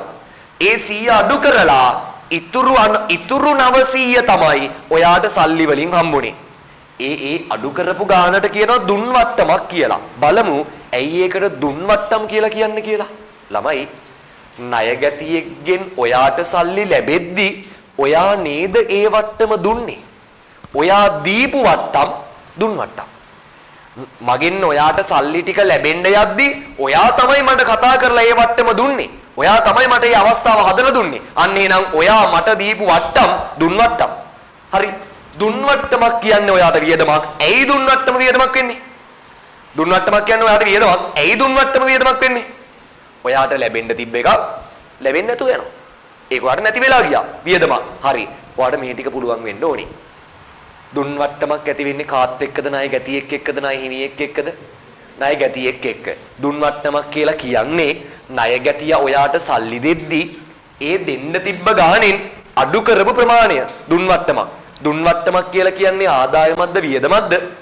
වියදමක්. ළමයි ඕකේම අනිත් පැත්ත හිතමු. ඕකේම අනිත් පැත්ත. ඒ කියන්නේ හිතන්නකෝ ඔයා මට රුපියල් 500ක් දෙන්න තියෙනවා කියලා. හිතන්න ඔයා මට රුපියල් 500ක් දෙන්න තියෙනවා කියලා. එහෙනම් මං කවුද දැන්? ණය හිමියෙක්. එතකොට දැන් මම ණය හිමියෙක්. ඕන් හිතන්න ඔයා මට 500ක් දෙන්න තියෙනවා. ඒ කියන්නේ ණය හිමියෙක් ඉන්නවා කියලා හිතන්නකො 500ක. දැන් මට සල්ලි හදිසියක් එනවා. මං කියනවා මං ඔයාට කියනවා දැන් ඔයා තමයි මට 500ක් දෙන්න තියෙන්නේ. මං ඔයාට කියනවා මට පොඩි සල්ලි හදිස්සියක් තියෙනවා. මේ මාසේ 30 වෙනිදාට කලින් ඔයා සල්ලි දෙනවා නම් 500 මෙපා 450ක් විතරක් දෙන්නකෝ. මං ඔයාට කියනවා 500 මෙපා 450ක් විතරක් දෙන්නකෝ. එතකොට ඔයා මොකද කරන්නේ? ඔයාලත් ඒක වාසීනේ. ඔයා කරන්නේ 500 වෙනුවට මට 450 දීලා ෂේප් වෙනවා. 500 වෙනුවට ඔයා 450ක් දෙනවා. එතකොට ඉතුරු රුපියල් 50 ඔයා ආයේ කවදාවත් මට දෙනවද? නෑ. ඒ රුපියල් 50 ඔයාට ආදායමක්ද වියදමක්ද? ආදායමක්. ඇයි ඒක ආදායමක් වෙන්නේ? ඔයා දෙන්න තිබ්බ සම්පූර්ණ ගාණ කීයයිද? 500යි. හැබැයි ඇත්තටම දෙන්න උනේ කීයයිද? 450යි. අර 50 ඔයාගේ ආවේ ඉතුරු වුණා නේද? ඒ 50 ඔයාගේ සාක්කුවේ ඉතුරු වුණා. ආන් ඔයා ගාවේ ඉතුරු වුණා කියන්නේ ඒක ඔයාට ආදායමක්. අන්න ඒ 50ට නමක් කියනවා. ඒ ළමයි මේක දුන්නම් මේක ලද. ඒ 50ට නමක් කියනවා ලද වට්ටම් කියලා. ලද වට්ටමක් කියන්නේ ඔයාට ආදායමක්. හරි. ඇයි මේකට ලද වට්ටම් කියන නම හම්බෙලා තියෙන්නේ? ණය හිමියට ඔයා සල්ලි ගෙවද්දි ණය හිමියගෙන් ඔයාට වට්ටමක් ලැබුණා. ඔයාට ලැබුණු වට්ටම් ලද වට්ටම්. හරි. එහෙනම් මට මෙන්න මේ ටික චුට්ටක් මතකයිද කියලා බලන්න. ණය ගැතියත් එක්ක ඇති වෙන්නේ මොන වට්ටම්ද? දුන් වට්ටම්. දුන් වට්ටමක් කියන්නේ මොකද්ද ඔයාට? වියදමක්. ණය හිමියත් එක්ක ඇති වෙන්නේ මොන වට්ටම්ද? ලද වට්ටම්. ලද වට්ටමක් කියන්නේ ඔයාට ආදායමක්. හරි. එතකොට ඔයාගේ මුදල් වට්ටම් සල්ලි ගෙවන හරි සල්ලි ලැබෙන හරි වෙලාවේදී ඇති වෙන වට්ටම් මුදල් වට්ටම් ප්‍රධාන කොටස් දෙකයි. දුන් වට්ටම් ලද වට්ටම්. දුන් වට්ටමක් කියන්නේ ඔයාට වියදමක්. ඒක ඇති වෙන්නේ ණය ගැතිය එක්ක. ඔයාට මේ ටික පුළුවන් වෙන්න ඕනේ. දුන් වට්ටමක් කියන්නේ ඔයාට වියදමක්. ඒක ඇති වෙන්නේ ණය ගැතිය එක්ක. ලද වට්ටමක් කියන්නේ ඔයාට ආදායමක්. ඒක ඇති වෙන්නේ ණය හිමියා එක්ක. හරි. ළමයි මෙන්න මේ කෑල්ල විතරක් මුදල් වට්ටම් පැත්තේ ලියාගන්න. මේ උඩ කොටස විතරක් තිබ්බනම් ඇති නෑ. උඩ කොටසක් ලියලා පොඩි ඉඩක් කරලා මේ කෑල්ලක් තියාගන්න. වාට නිකන් පස්සේ ගෙදර ඉඳන් නිකන් බලන වෙලාවක පැහැදිලි වෙන්න මේ ණය ගැතියාගේ වට්ටම හැදෙන්නේ කොහොමද?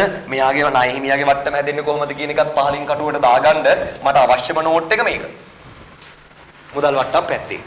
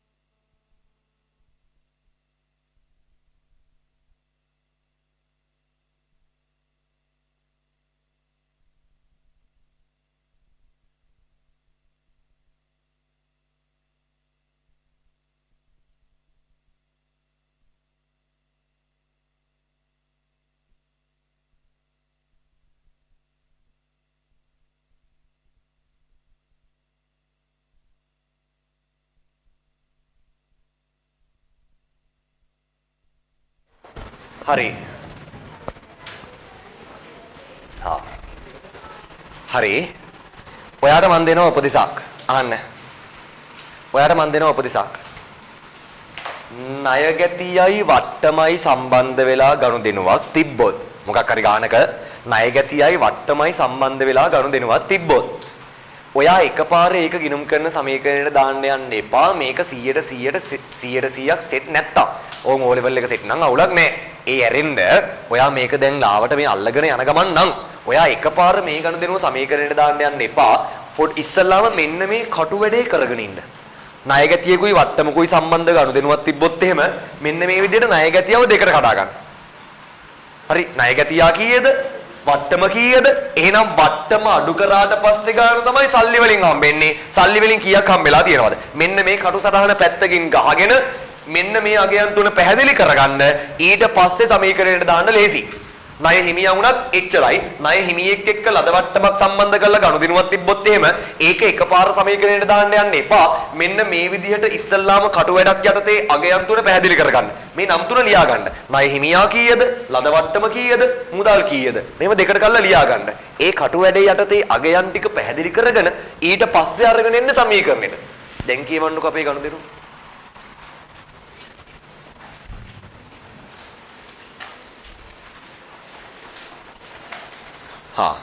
අපේ ගනුදෙනුවේ කියනවා රුපියල් ලක්ෂයක වෙළඳ ගෙවිය යුතු දෑ වටිනාකමක් පියවීම සඳහා රුපියල් ලක්ෂයක වෙළඳ ගෙවිය යුතු දෑ වටිනාකමක් පියවීම සඳහා 10%ක වට්ටමකට යටත්ව මුදල් ගෙවීම.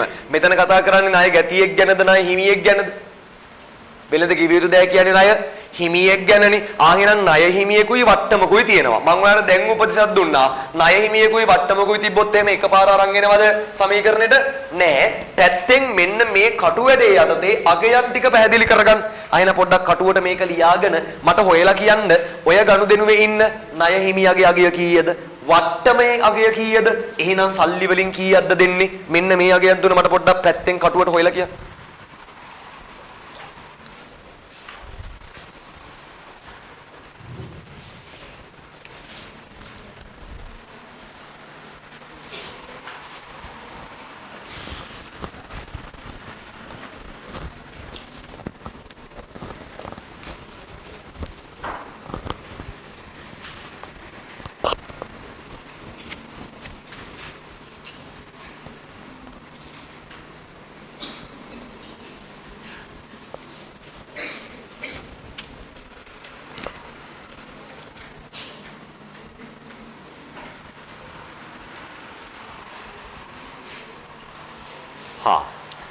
ළමයි කීයක ණය හිමියද?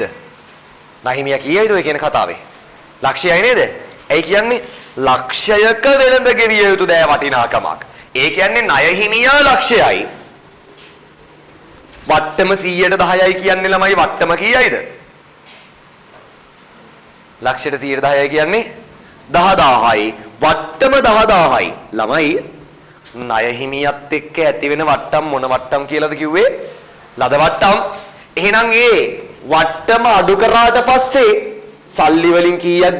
ළමයි මේ ණය හිමියට ඔයාගෙන් සල්ලි ලැබුණාද? ඔයා ණය හිමියට සල්ලි ගෙවනවද? ගෙවනව නේද? ණය හිමියට සල්ලි ගෙවනවා. එහෙනම් ඔයා සල්ලි වලින් කීයක්ද ගෙවන්න ඕනේ? 90000යි.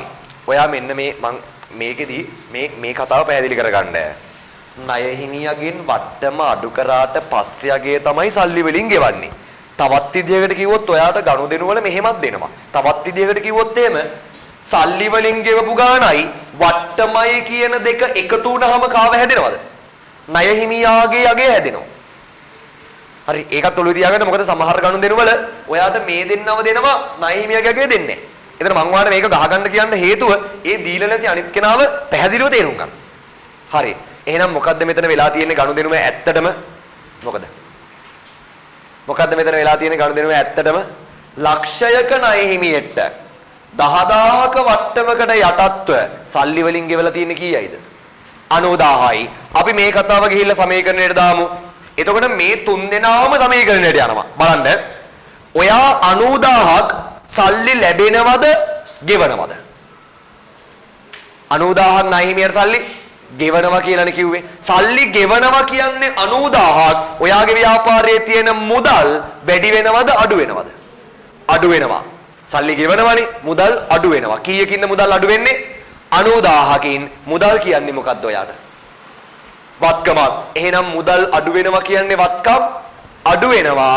එහෙනම් වත්කම් වලින් අඩු වෙන්න ඕනේ 90000ක්. අඩු වෙන වත්කමේ නම මුදල්. ඉවර නෑ. ඊළඟට මෙයාව දැම්මා. ඊළඟට මෙයා ලද වට්ටමක් තියෙනවා 10000ක. ලද වට්ටමක් කියන්නේ මොකද්ද ඔයාට? ආදායමක්.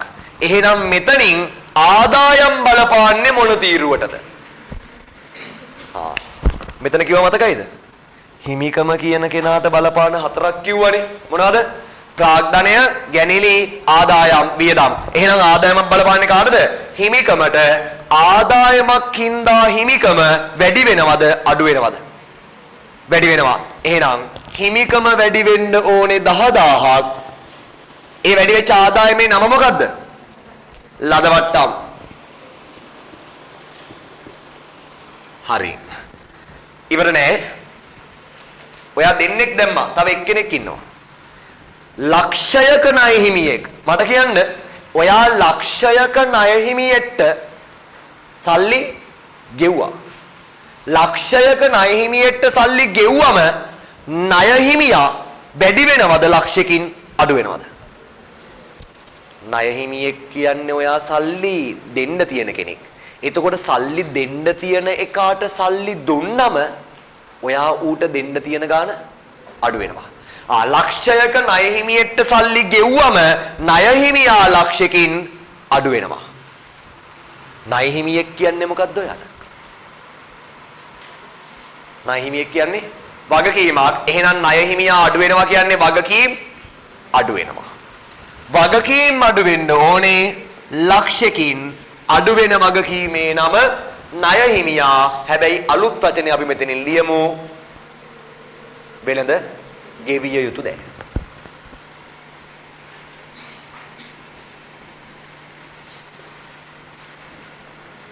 හරි. මේ කීයද? 14.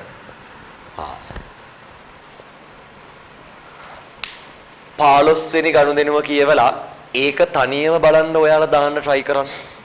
ඒකෙත් මම ඔයාලට අර උපදෙස් දෙනවා. මේ විදියට දෙකට කඩලා ලියාගෙන ඉන්න. ණය ගැතියව දෙකට කඩන එකේ ආකෘතිය මොකද්ද? ණය ගැතියෙක් ඉන්නවා කිසියම් වට්ටමක් අඩු වෙනවා. ණය ගැතියත් එක්ක සම්බන්ධ වෙන වට්ටම් මොන වට්ටම්ද? දුන් වට්ටම්. එහෙනම් ඒ වට්ටම අඩු කරාට පස්සේ ගාන තමයි ඔයාට ණය ගැතියගෙන් සල්ලි ලැබෙන්නේ.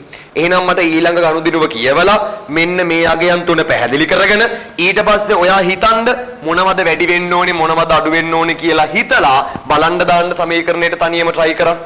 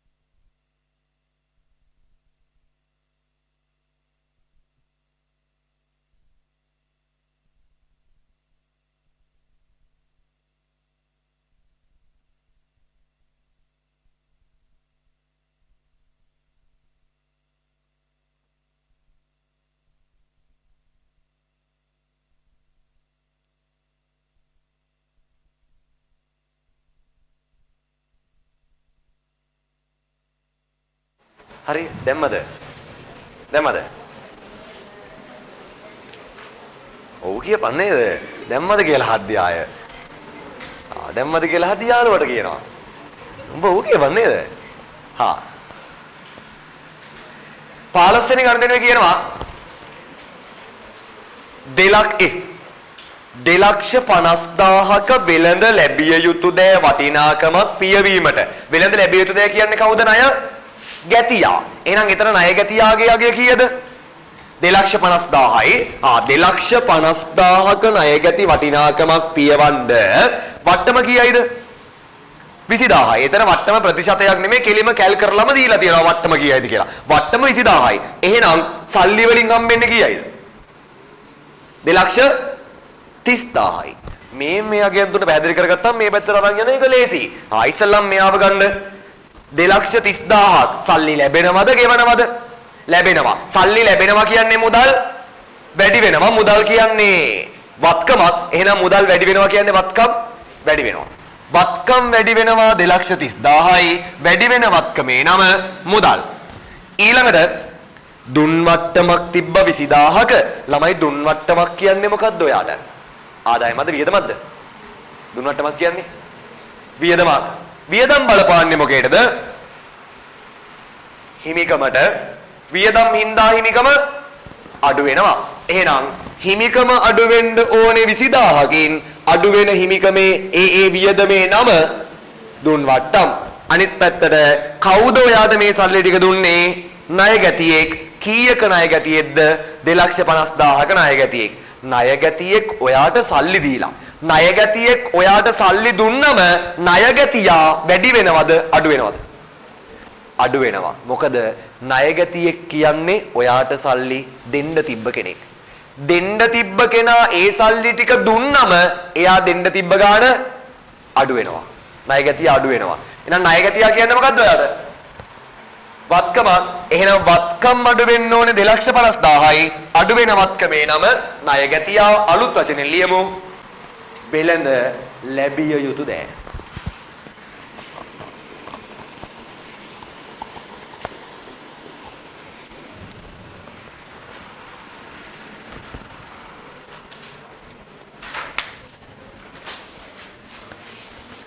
හරි.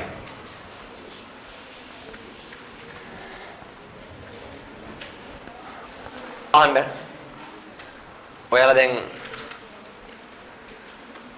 ඔයාලා මෙතනට අලුත්. ඒ හින්දා මං ටිකක් කතා කරලා ඉන්නම්. මගේ ඔයාලත් එක්ක යන වැඩපිළිවෙල ඉස්සල්ලාම මං ඔයාලට සබ්ජෙක්ට් එකේ ඔයාලා හැමෝම එක ලෙවල් එකකට ගන්න ඕනේ. ඒකෙදි මේ ගිණුම් කරන සමීකරණ පාඩමෙන් තමයි ඉස්සරහට accounting වල තියෙන හැම ගානකටම අවශ්‍ය මූලික පදනම දාන්නේ. එතකොට මම මෙතනින් ඔයාලට කරන්නේ සමීකරණ වල පටන් ගන්න පුළුවන් යටම තැනින් පටන් ගන්නවා. ඒ කියන්නේ හැමෝටම තේරෙන විදිහට මම මේක කරනවා. යටම තැනින් පටන් අරගෙන මේකේ යන්න පුළුවන් අමාරුම ගානට එනකනුත් හදනවා. ඔය ටියුට් එකේ තියෙන අමාරුම ගණන් නිකන් O level commerce කරපු කට්ටිය බලන්න ඔය ටියුට් එකේ ඉස්සරහා තියෙන ගණන් ඔයාලට O level commerce කරලා හිතා ගන්නත් බැරි ගණන් තියෙනවා. ඒතරම නැතුව තනියම හදා ගන්න බැරි ගණන් තියෙනවා. එතකොට මේ පාඩමට තව ටියුට් 3ක් ඔයාලට හම්බ වෙනවා. හරි. ඒවා තියරි ටියුට් නෙවෙයි. ඒ වගේ තියෙන අභ්‍යාස විතරයි. ඒ අභ්‍යාස කරලා තමන්ගේ හැකියාව වැඩි කරගන්න එක තමන්ගේ වැඩක්. තියරිය තියෙන්නේ මේ ටියුට් එකේ විතරයි. එතනින් එහාට ඒක වැඩි කරගන්න එක තමන්ගේ වැඩක්. ඒකට මගේ පැත්තෙන් උදව්වක් විදියට මම තව අභ්‍යාස ගොඩක් දෙනවා ඔයාලට. ඒක ගෙදර ගිහිල්ලා ඔයාලා කැමති විදියට කරලා තමන්ගේ ලකුණු වැඩි කරගන්න එක තමන්ගේ වැඩක්. එහෙමයි කියලා කැමති කට්ටියට කරපන් අනික් කට්ටිය නොකර ඉඳපන් කියලා කියන්නේ මේක කරපන් කියලා මම දානවා නීතියක්. හරි ඔයාලා ඒක කරන්නත් ඕනේ. හරි. ඊට පස්සේ මම ඔයාව හුරු කරවන්නේ මම ඔයාගේ ඔළුව හදන්නේ අනිවාර්යයෙන්ම පළවෙනි වාර විභාගයට ලකුණු මේක මම හැමදාම මන්තරේ වගේ කියන දෙයක් නේ. මම ඔයාගේ ඔළුව හදන්නේ පළවෙනි වාර විභාගයට ලකුණු 90කට 95කට එහා ගියපු ලකුණකට. හරි. මොකද ගෙසතිත් කිව්වා ඔයා පළවෙනි වාර විභාගයේ ලකුණු 90ක් දැක්කොත් එහෙම ඔයා දෙවෙනි වාරේ try කරන්න ඔයා 90 අඩු වෙන්න දෙන්න නැතුව ඉන්න. හැබැයි පළවෙනි වාරේට ඔයාට ලකුණු 60ක් විතර ආවොත් එහෙම ඔයා දෙවෙනි වාරේ try කරන්නේ 61ක් ගන්න. ඒ හින්දා ඔයා අනිවාර්යයෙන්ම ඔයාගේ සබ්ජෙක්ට් තුනේම ලකුණු මේ ගානේ තියාගන්න ඕනේ. හරි. මේක සමහර විට මෙච්චර කියන්නේ ලකුණු 90ක් 95ක් ගන්නේ කොහොමද? මම දෙක වසරේ ගණන් පේපර් එකට විතරයි ඉස්සෙල්ලා අන්තිමට ලකුණු 90ක් ගත්තේ. ඒ හින්දා උඹ කොහොමද මට 90ක් දාන්නේ? පුළුවන් නම් 90ක් දාපන්. හරි දාමු. හරි. ඔයාලා මොන මට්ටමක හිටියත් මට වෙන්න ඕනේ එකම කෑල්ල. ක්ලාස් ටිකට පිළිවෙලට එන්න. ලකුණු 90 හැදිලා තියෙයි. ඒක 2027 අයියලා කලකින් අහලා බලන්න. සෙන්ට්‍රල් එකේ ඇරෙන්න සෙන්ට්‍රල් එකේ එක පන්තියක තිබ්බේ නෑ. ඒ ඇරෙන්න කුලියපිටිය හැම ඉස්කෝලේකම account වල වැඩිම ලකුණු සෙට් එක අපේ ළමයින්ගේ තිබ්බා. ඒක මං දැම්ම ඔයාලා දකින්න ඇති. වැඩිම විතරක් නෙමෙයි ළමයි 10 දෙනෙක් ඉන්නවනම් මගේ පන්තියේ ඒ 10 දෙනාගේ තමයි ඉස්සල්ලාම ලකුණු තියෙන්නේ 11 දෙනියා ඉන්නේ ඊට පස්සේ. මට ඔයාලගෙත් ඒක හැමම තියෙන්න ඕනේ. හරි. සෙන්ට්‍රල් එකේ එදා දැන් මේ ෆීල්ඩ් එකට මම අලුත් දැන් බැච් 3 වෙනි බැච් එක ඔයාලා 2025 තමයි මුලින් ඉඳලා පටන් අරගෙන ඉස්සල්ලාම එක්සෑම් එකට යව බැච් එක. ඒ බැච් එකේ ළමයි 44ක් එක්සෑම් ලිව්වා. එතනින් 15ක් කැම්පස්. 2026 දිස්ත්‍රික්කේ සාමාන්‍යයෙන් 10 වෙනියගෙන් මෙහා රෑන්ක් දෙකක් විතර බලාපොරොත්තු වෙන බැච් එකක්. 26. හොඳ රිසල්ට් එකක් තියෙයි. ඒ බැච් එකේ ළමයි 90ක් විතර එක්සෑම් ලියයි මේ පාර. ඔයාලගේ දැනටත් ඉන්නවා 100කට වඩා. බලමු අපි ඔයාලගේ රිසල්ට් කොහොමද කියලා. මම ඔයාලට මේක කියන්න හේතුව ඔයාලා ක්ලාස් තෝරනවනේ. ක්ලාස් තෝරද්දි මොකද්ද හොඳ මොකද්ද නරක කියලා තෝරනවා. මම මගේ එක හොඳයි කියලා කියන්නේ. ඒක ඔයාලගේ තීරණය. ඔයාලා වටපිටාව දැනගෙන ඉන්න බෑ. එතකොට ඔයාලා වටපිටාව දැනගද්දි හොයලා බලන්න දැන් ලකුණු තියෙන්නේ කාගාවද. මේක ඔයාලා මොන හරි තීරීමක් කරනවා නම් අනිවාර්යයෙන්ම හොයලා බලන්න. දැන් ලකුණු තියෙන ළමයි පන්ති යන්නේ කාගාවද? ඉස්කෝලේ වල ලකුණු ටික බලන්න.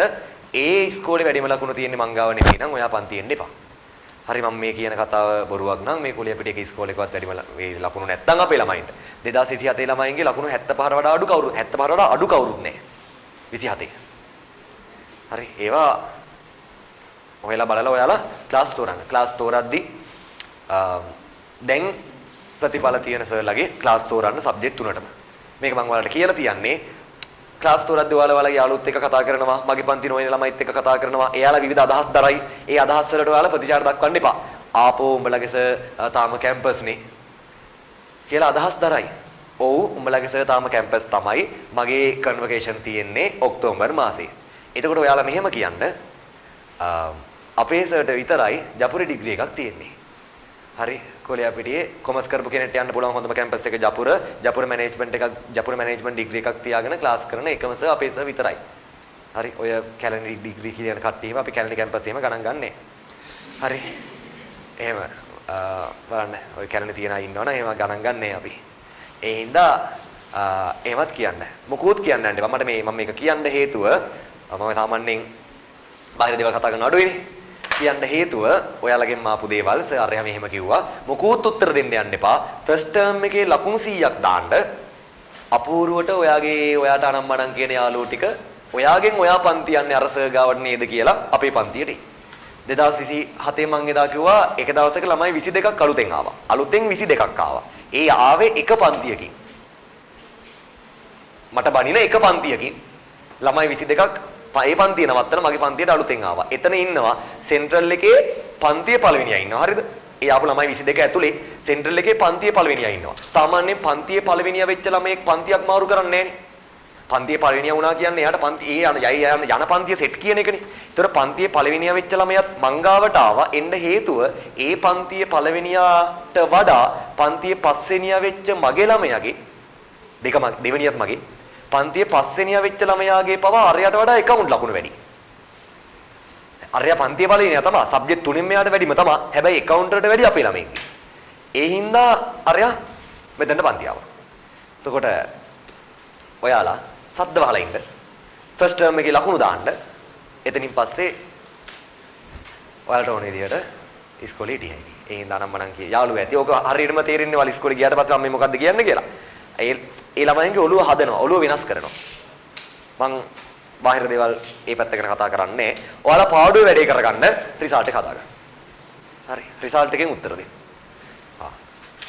ඊළඟට ට්‍රිප් එක.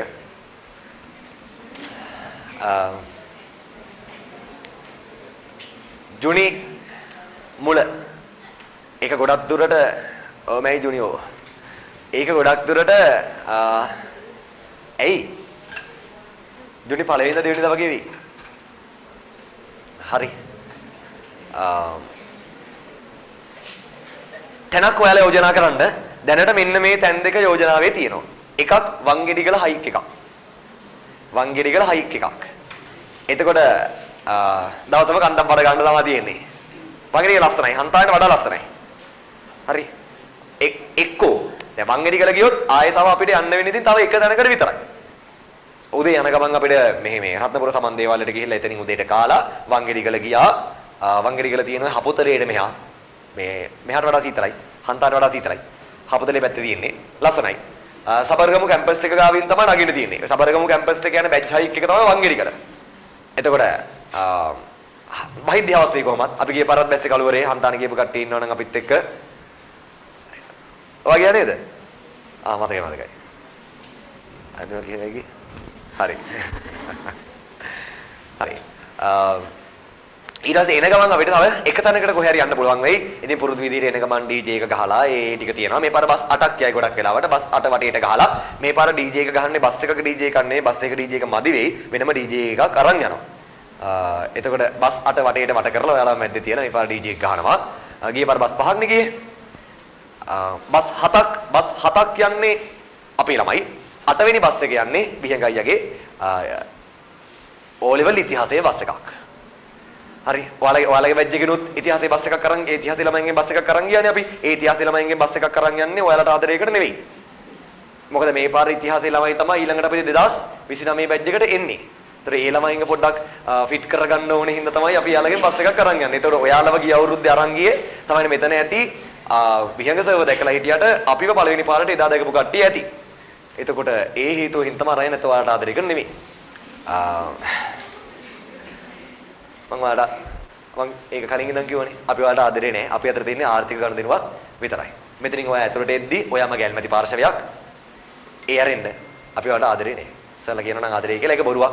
එහෙම එකක් නෙයි. හරි. සල්ලි දෙනවා ඉගෙන ගන්නවා එච්චරයි.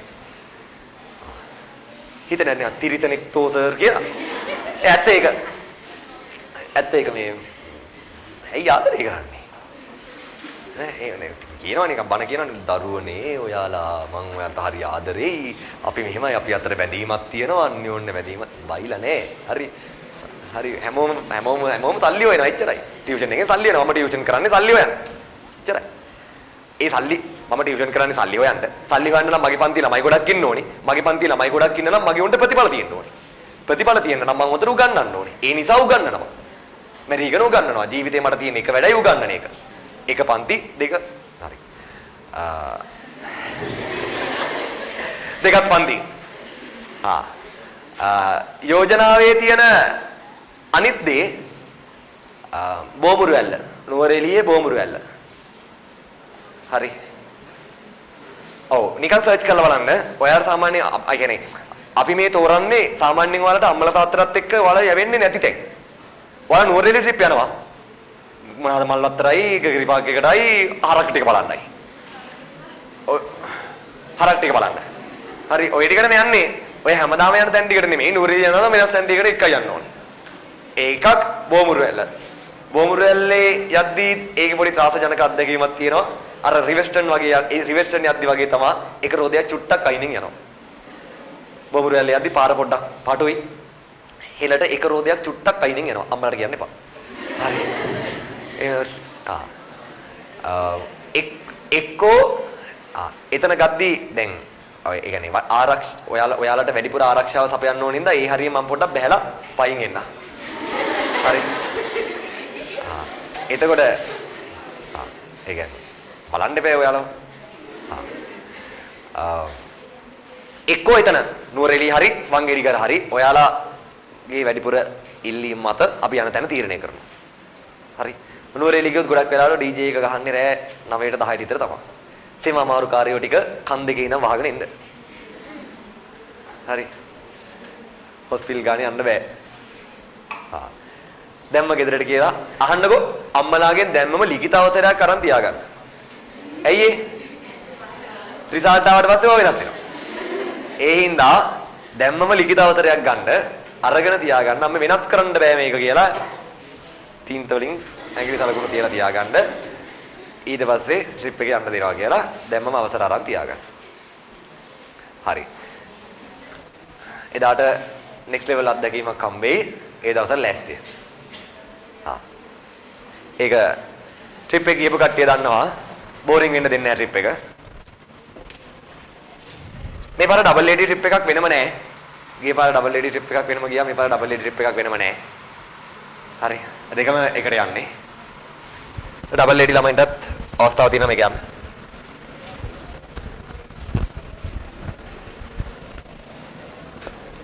16 වෙනි ගනුදෙනුව 16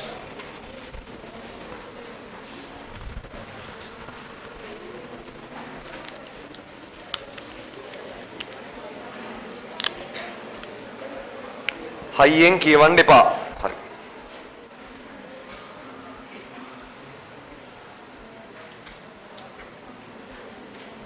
අහා. සර් කොහෙ ගියත් අවුලක් නැහැ. බස් එකේ අන්තිම සීට් දෙක මටයි හිස්තැනක් නමක් තියෙනවා. ඒ දෙන්නටයි හාද. අන්තිම සීට් දෙක ඕනලු ඒ දෙන්නට. හරි. ඇයි අන්තිම සීට් දෙක? පිටිපස්ස සීට් එක නේද මේ ඉල්ලන්නේ? සීට් බස් එකට නගන්නේ ඇඩ්වාන්ස් ගෙවන පිළිවෙලට. සර් දැන් ගෙවන්න වෙයිද? අයක ඇත්ත? නැත්නම් අපිට තීරණය කරන්න බෑනේ. අපිට ළමයින්ව තෝරන්න බෑනේ. ඒවාලා ඉස්සරළම නගින්න කියලා තෝරන්න බෑනේ. එහෙනම් බස් එකට නගන්නේ ඇඩ්වාන්ස් ගෙවන පිළිවෙලට. අපි නිවේදනය කරාම දුවගෙන ඇවිල්ලා අක්කට ඇඩ්වාන්ස් එක දෙන්න. කොල්ල පස්සේ ඊට පස්සේ කුණු ගන්න ඒවා කේස කෙල්ල පිටිපස්සේ කෙල්ලන් ඉස්සරහට දාන්න ඇඩ්වාන්ස් දෙන පිළිවෙලට තමයි නගන්නේ ඈ. එහෙනම් දෙන්න කිව්වම මම කොල්ලන්ට හොරෙන් කියන්නම් කලින්. ඇඩ්වාන්ස් දෙන දවස. ට්‍රිප් එකක් අද පිටිපස්සේ ඉන්න ඕනේ කොල්ලෝ බං. කෙල්ල පිටිපස්සට ගියාම ඒක වන්දනා ගමනක් වගේ වෙනවා. ගෑල් ළමයි පිරිමි ළමයි වෙනම යවනවා කියලා එකක් නැහැ.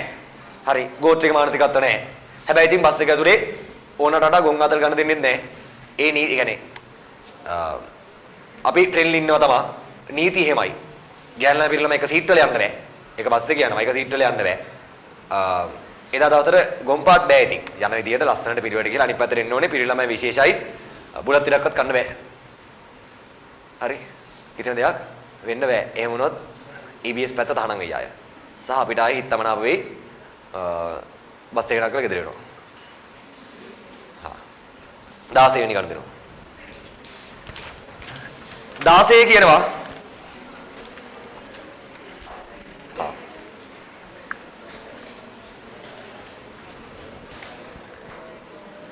ව්‍යාපාරයේ සතු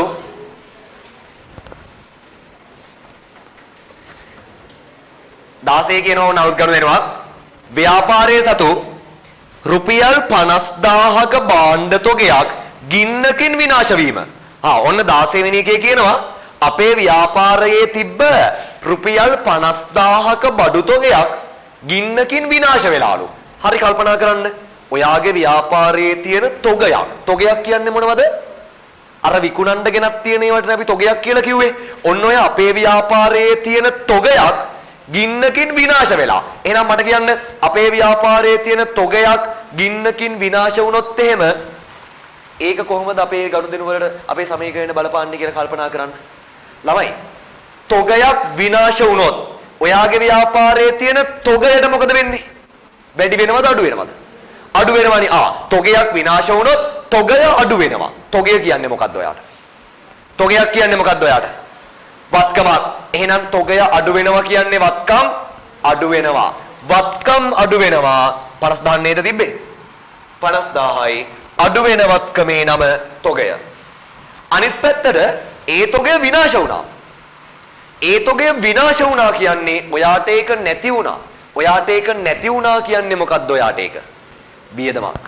තොගයක් විනාශ වුණා. ඒ කියන්නේ ඔයාට ඒක නැති වෙලා ගියා. ඒ කියන්නේ ඔයාට ඒක වියදමක්. එහෙනම් අනිත් පැත්තට ඇති වෙලා තියෙන්නේ වියදමක්. වියදමක් බලපාන්නේ කාටද? හිමිකමට. වියදම් හින්දා හිමිකම අඩු වෙනවා. හිමිකම අඩු වෙන්න ඕනේ 50000කින්. ළමයි ඒ වියදමට කියන නම මොකද්ද? තොගයක් විනාශ වුණොත් ඒක වියදමක් වෙනවා. තොගයක් විනාශ වුණොත් ඒ ඇති වෙන වියදමට කියන නම තොග හානි. තොගයක් විනාශ වුණොත් ඒ ඇති වෙන වියදමට කියන නම තොග හානි.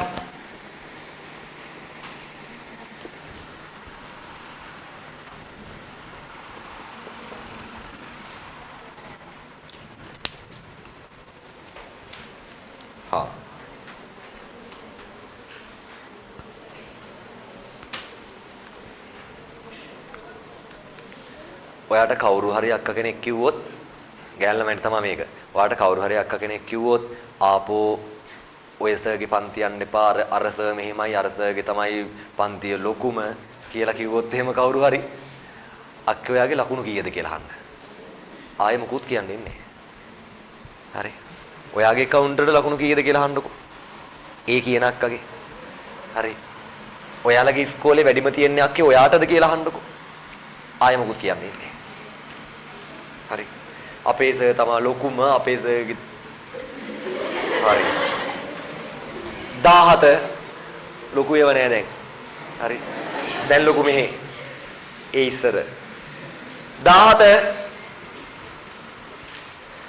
17 කියනවා. ඔය මේ මං කාටවත් බයින්නේ නැත්තේ කට හොඳ නෑ වගේ. මං වැදගත් ඉඳ කාටවත් බයින්නේ නෙමෙයි. මං කිසිම ගුරුවරයෙක්ට බැලලා නෑ නේ ඔය ඉතර කාලෙකට. මං වැදගත් ඉඳ බයින්නේ නෙමෙයි. කට හොඳ නෑ. ඒක ඒ හින්දා බයින්නේ. ඔක කියන ඒවාට අනිත් පැත්තට උත්තර දෙන්න ගියොත් එහෙම ඒක ඕ යනවා. ඒ හින්දා උන් කියපු දෙයක් ලොකු නෑ. හරි. 17 කියනවා. ගිය සතියේ ටියුට් එකක් අරන් ගිහලා තිබලා මේක ඇවිල්ලා. හරි. කමන්නේ තීසකට ටියුට් එකක් හදාගන්න බැරුව ඇතිනේ තනියම ඒකනේ අපේ ටියුට් අරන් යන්නේ. හා 17 රුපියල් 8500ක කුලී ආදායමක් මුදලින් ලැබීම. 8500ක කුලී ආදායමක් සල්ලි වලින් ලැබෙනවා. කල්පනා කරන්න.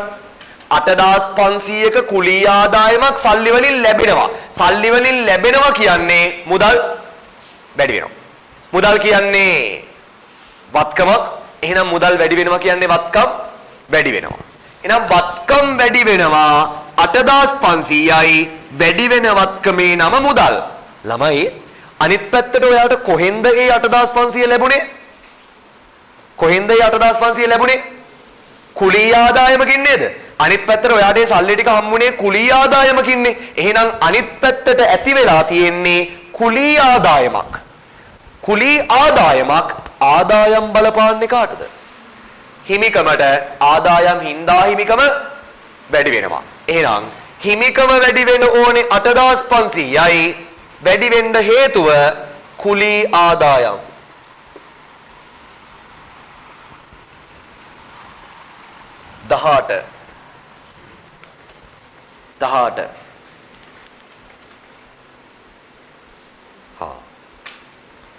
18 කියනවා මාසික රක්ෂණ වියදම රුපියල් 3200ක් වන අතර එය මෙතෙක් මුදලින් ගෙවා නොමැත. වැදගත් ගනුදෙනුවක්. මාසික රක්ෂණ වියදම 3200යිලු. හැබැයි ඒක තාම සල්ලි වලින් ගෙවලා නැහැලු. අපි දාමු ඉස්සල්ලාම රක්ෂණ වියදමක් තියෙනවා 3200යි. වියදමක් තියෙනවා. රක්ෂණ වියදමක් තියෙනවා. වියදම් බලපාන්නේ මොකේද? හිමිකමට. වියදම් හින්දා හිමිකම අඩු වෙනවා. එහෙනම් හිමිකම අඩු වෙන්න ඕනේ 3200යි. හේතුව රක්ෂණ වියදම්. අනිත් පැත්තට මේ රක්ෂණ ගාස්තුව මේ රක්ෂණ වියදම 3200 අපිට සල්ලි වලින් ගෙවා ගන්න පුළුවන් වෙලාද? ගෙවා ගන්න බැරි වෙලාද? ගෙවා ගන්න බැරි වෙලා. මම ඔයාලට කිව්වා මොකක් හරි වියදමක් හරි දවස වෙද්දි ගෙවා ගන්න බැරි වුණොත් ඒකට විශේෂ නමක් කියනවා කියලා කිව්වා. මොකක් හරි වියදමක් හරි දවස වෙද්දි ගෙවා ගන්න බැරි වුණොත් එහෙම අපි ඒකට නමක් කියනවා කිව්වා. කොල්ලෝ මොකද්ද? උපචිත වියදමක් කියලා කියනවා කිව්වා. මේ තියෙන්නේ උපචිත වියදමක් කියලා කියනවා කිව්වා. එතකොට රක්ෂණ වියදම ගෙවා ගන්න බැරි වුණා කියන්නේ දැන් ඔයා ඒක ගෙවිය යුතුයි. ගෙවිය යුතුයි කියන එකට සමාන පදයක් තමයි උපචිතයි කියලා කියන්නේ. එහෙනම් අනිත් පැත්තට ඇති වෙලා තියෙන්නේ උපචිත රක්ෂණ ගාස්තුවක්. උපචිත වියදමක් කියන්නේ මොකක් කියලාද කිව්වේ ඔයාට? වගකීමක්. එහෙනම් අනිත් පැත්තට වගකීමක් ඇති වෙලා තියෙනවා 3200ක. ඒකේ නම තමයි උපචිත රක්ෂණ ගාස්තු. හරි. මෙන්න මේකේ වෙනස හරියටම තේරුම් ගන්න. මෙන්න මේකේ වෙනස හරියටම තේරුම් ගන්න. රක්ෂණ වියදමක් කියන එකයි උපචිත රක්ෂණ ගාස්තුවක් කියන එකයි දෙකක්. රක්ෂණ වියදම ඔයාට වියදමක් ඒක ගෙවා ගන්න බැරි වුණොත් තමයි උපචිතයි කියලා කියන්නේ. උපචිත රක්ෂණ ගාස්තුව ඔයාට වගකීමක්. හරි. 19 මම පොඩ්ඩක් තියෙනවා. 20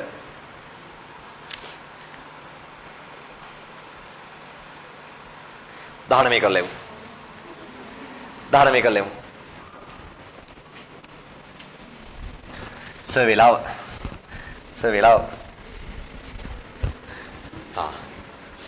ඔයාලා ආවොත් 8ට පටන් ගන්න මම ඉවර කරනවා 10ට. සර් ඉතින් මං 8ට ආවනේ. කවන්නේ.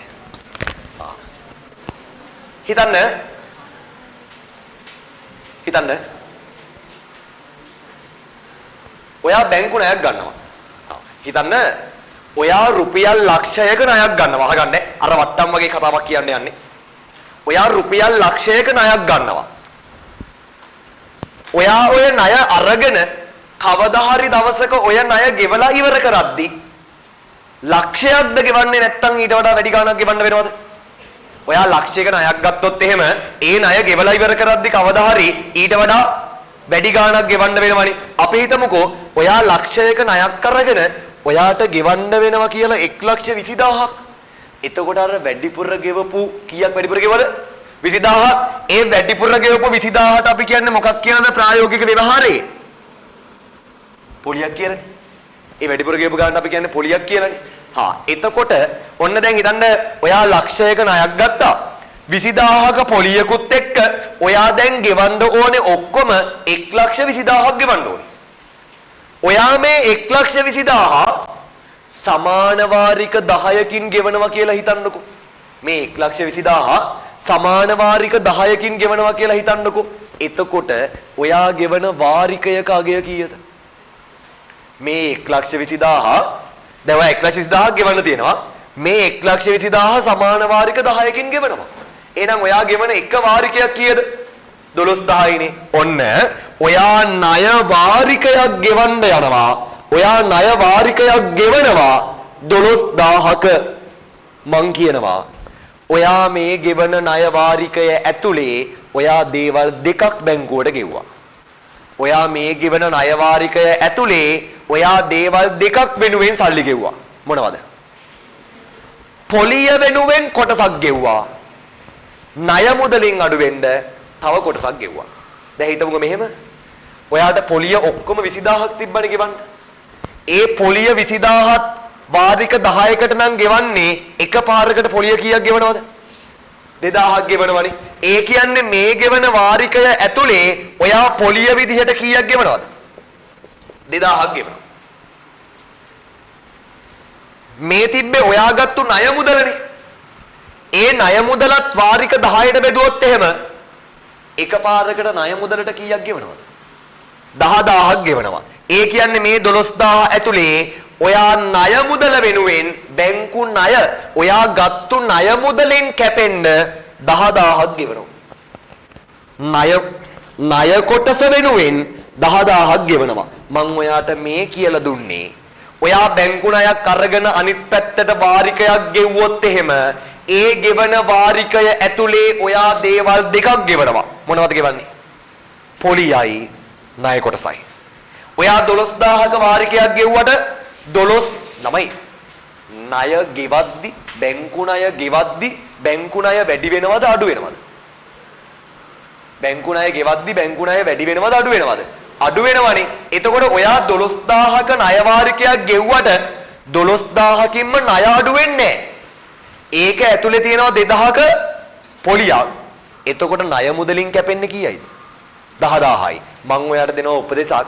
අර ණය ගැතියෙක් එක්ක වට්ටමක් තිබ්බොත් මං කියව නේද දෙකට කඩලා කටු සටහනක් දාගන්න කියලා. ඒ වගේ බැංකු ණය වාරිකයක් කියලා ගනුදෙනුවක් තිබ්බොත් එහෙම ඒ බැංකු ණය වාරිකය කියන එකත් මේ විදිහට දෙකට කඩලා ලියා ගන්න. ඊට පස්සේ ඔයාට සමීකරණයට දාන එක ලේසි. ඔයා බලන්න වාරිකය කීයද? ඒක ඇතුලේ තියෙන පොලිය කීයද? ණය කොටස කීයයිද? මේ විදිහට දෙකට කඩලා ලියා ගන්න. එතකොට ලේසි. හරි. එහෙනම් මට කියන්න ඔය ගනුදෙනුවේ වාරිකය කීයද? පොලිය කීයද? ණය කොටස කීයද කියලා පැත්තකින් කටුවට දෙකට කඩලා ලියා ගන්න බලන්න. ඔය කියන ගනුදෙනුවේ දෙකට කල්ලා ලියා ගන්න බලන්න පැත්තකින්.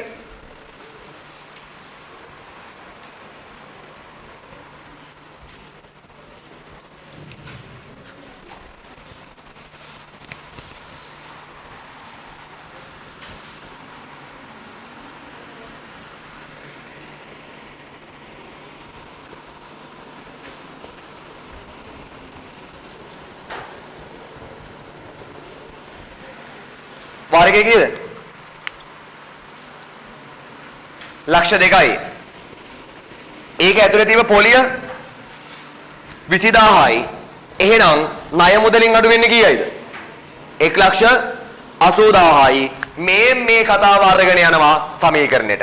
ඒතර මේ තුන් දෙනාම දාන්න ඕනේ. ඉස්සලම රුපියල් ලක්ෂ 2ක ණය වාරිකයක් ගෙවනවා. ලක්ෂ 2ක ණය වාරිකයක් ගෙවනවා කියන්නේ මුදල් අඩු වෙනවා. මුදල් කියන්නේ වත්කමක්. වත්කම් අඩු වෙනවා ලක්ෂ 2යි. අඩු වෙච්ච වත්කමේ නම මුදල්. ඔන්න මෙයාව දැම්මා. ඊළඟට පොලියක් තියෙනවා 20000ක. මේ තියෙන්නේ බැංකු ණය පොලියක්. බැංකු ණය පොලිය කියන්නේ ඔයාට ආදායමක්ද වියදමක්ද? වියදමක්. ඇයි මං කිව්වා පොලිය ලැබුණොත් ආදායමක්, ගෙව්වොත් වියදමක්. එතකොට මෙතන කරේ ඔයා පොලිය ගෙව්වා. එහෙනම් මේ 20000 මොකද්ද ඔයාට? වියදමක්. වියදම් බලපාන්නේ මොකේද? හිමිකමට. වියදම් හින්දා හිමිකම අඩු වෙනවා. එහෙනම් මේ 20000 හිමිකමෙන් අඩු වෙන්න ඕනේ ණය පොලිය. ඊළඟට ණය කොටසෙන් කීයක්ද අඩු වෙන්නේ? ළමයි බැංකු ණය ගෙවද්දි බැංකු ණය වැඩි වෙනවද අඩු වෙනවද? අඩු වෙනවා. බැංකු ණයෙන් අඩු වෙන්න ඕනේ කීයයිද? 1,80,000යි. බැංකු ණය කියන්නේ මොකද්ද ඔයාට? වගකීම. එතකොට බැංකු ණය අඩු වෙනවා කියන්නේ වගකීම් අඩු වෙනවා. වගකීම් අඩු වෙන්න ඕනේ 1,80,000ක්. අඩු වෙන වගකීමේ නම බැංකු ණය. හරි. ඔයාලට ගෙදරින් ඔය අභ්‍යාසාංක 3 නිවාඩුව try කරගෙන එන්න. දැන් ගෙදරින් ඔය අභ්‍යාසාංක 3 හදද්දි මම මේ ගාන හැදුවේ මේ විදිහට හදන්න ඕනේ. ඒ කියන්නේ ගනුදෙනුවෙන් ගනුදෙනුවට සමීකරණ ලියන්න ඕනේ නැහැ. එකපාර සමීකරණ ලියලා ඒක යටතේ ගනුදෙනු ටික දැම්මම හරි. ගෙදරින් නිකන් try කරගෙන එන්න. දැන් මෙතනින් පස්සේ ලබන සතියේ ඉඳලා අපිට පොතක් ඕන වෙනවා. ඒක දැනට ගත්ත පොතක් තියෙනවා නම් කමක් නැහැ. ඔයා පොතක් ගන්නව නම් තනි රූල් CR. කොට රූල් ගන්න එපා. දැනට අරන් තියනවා නම් කොට රූල් එකක් කමක් නැහැ. තනි රූල් CR. හරි. එහෙනම් හරිසින් ගිහිල්ලා එන්න.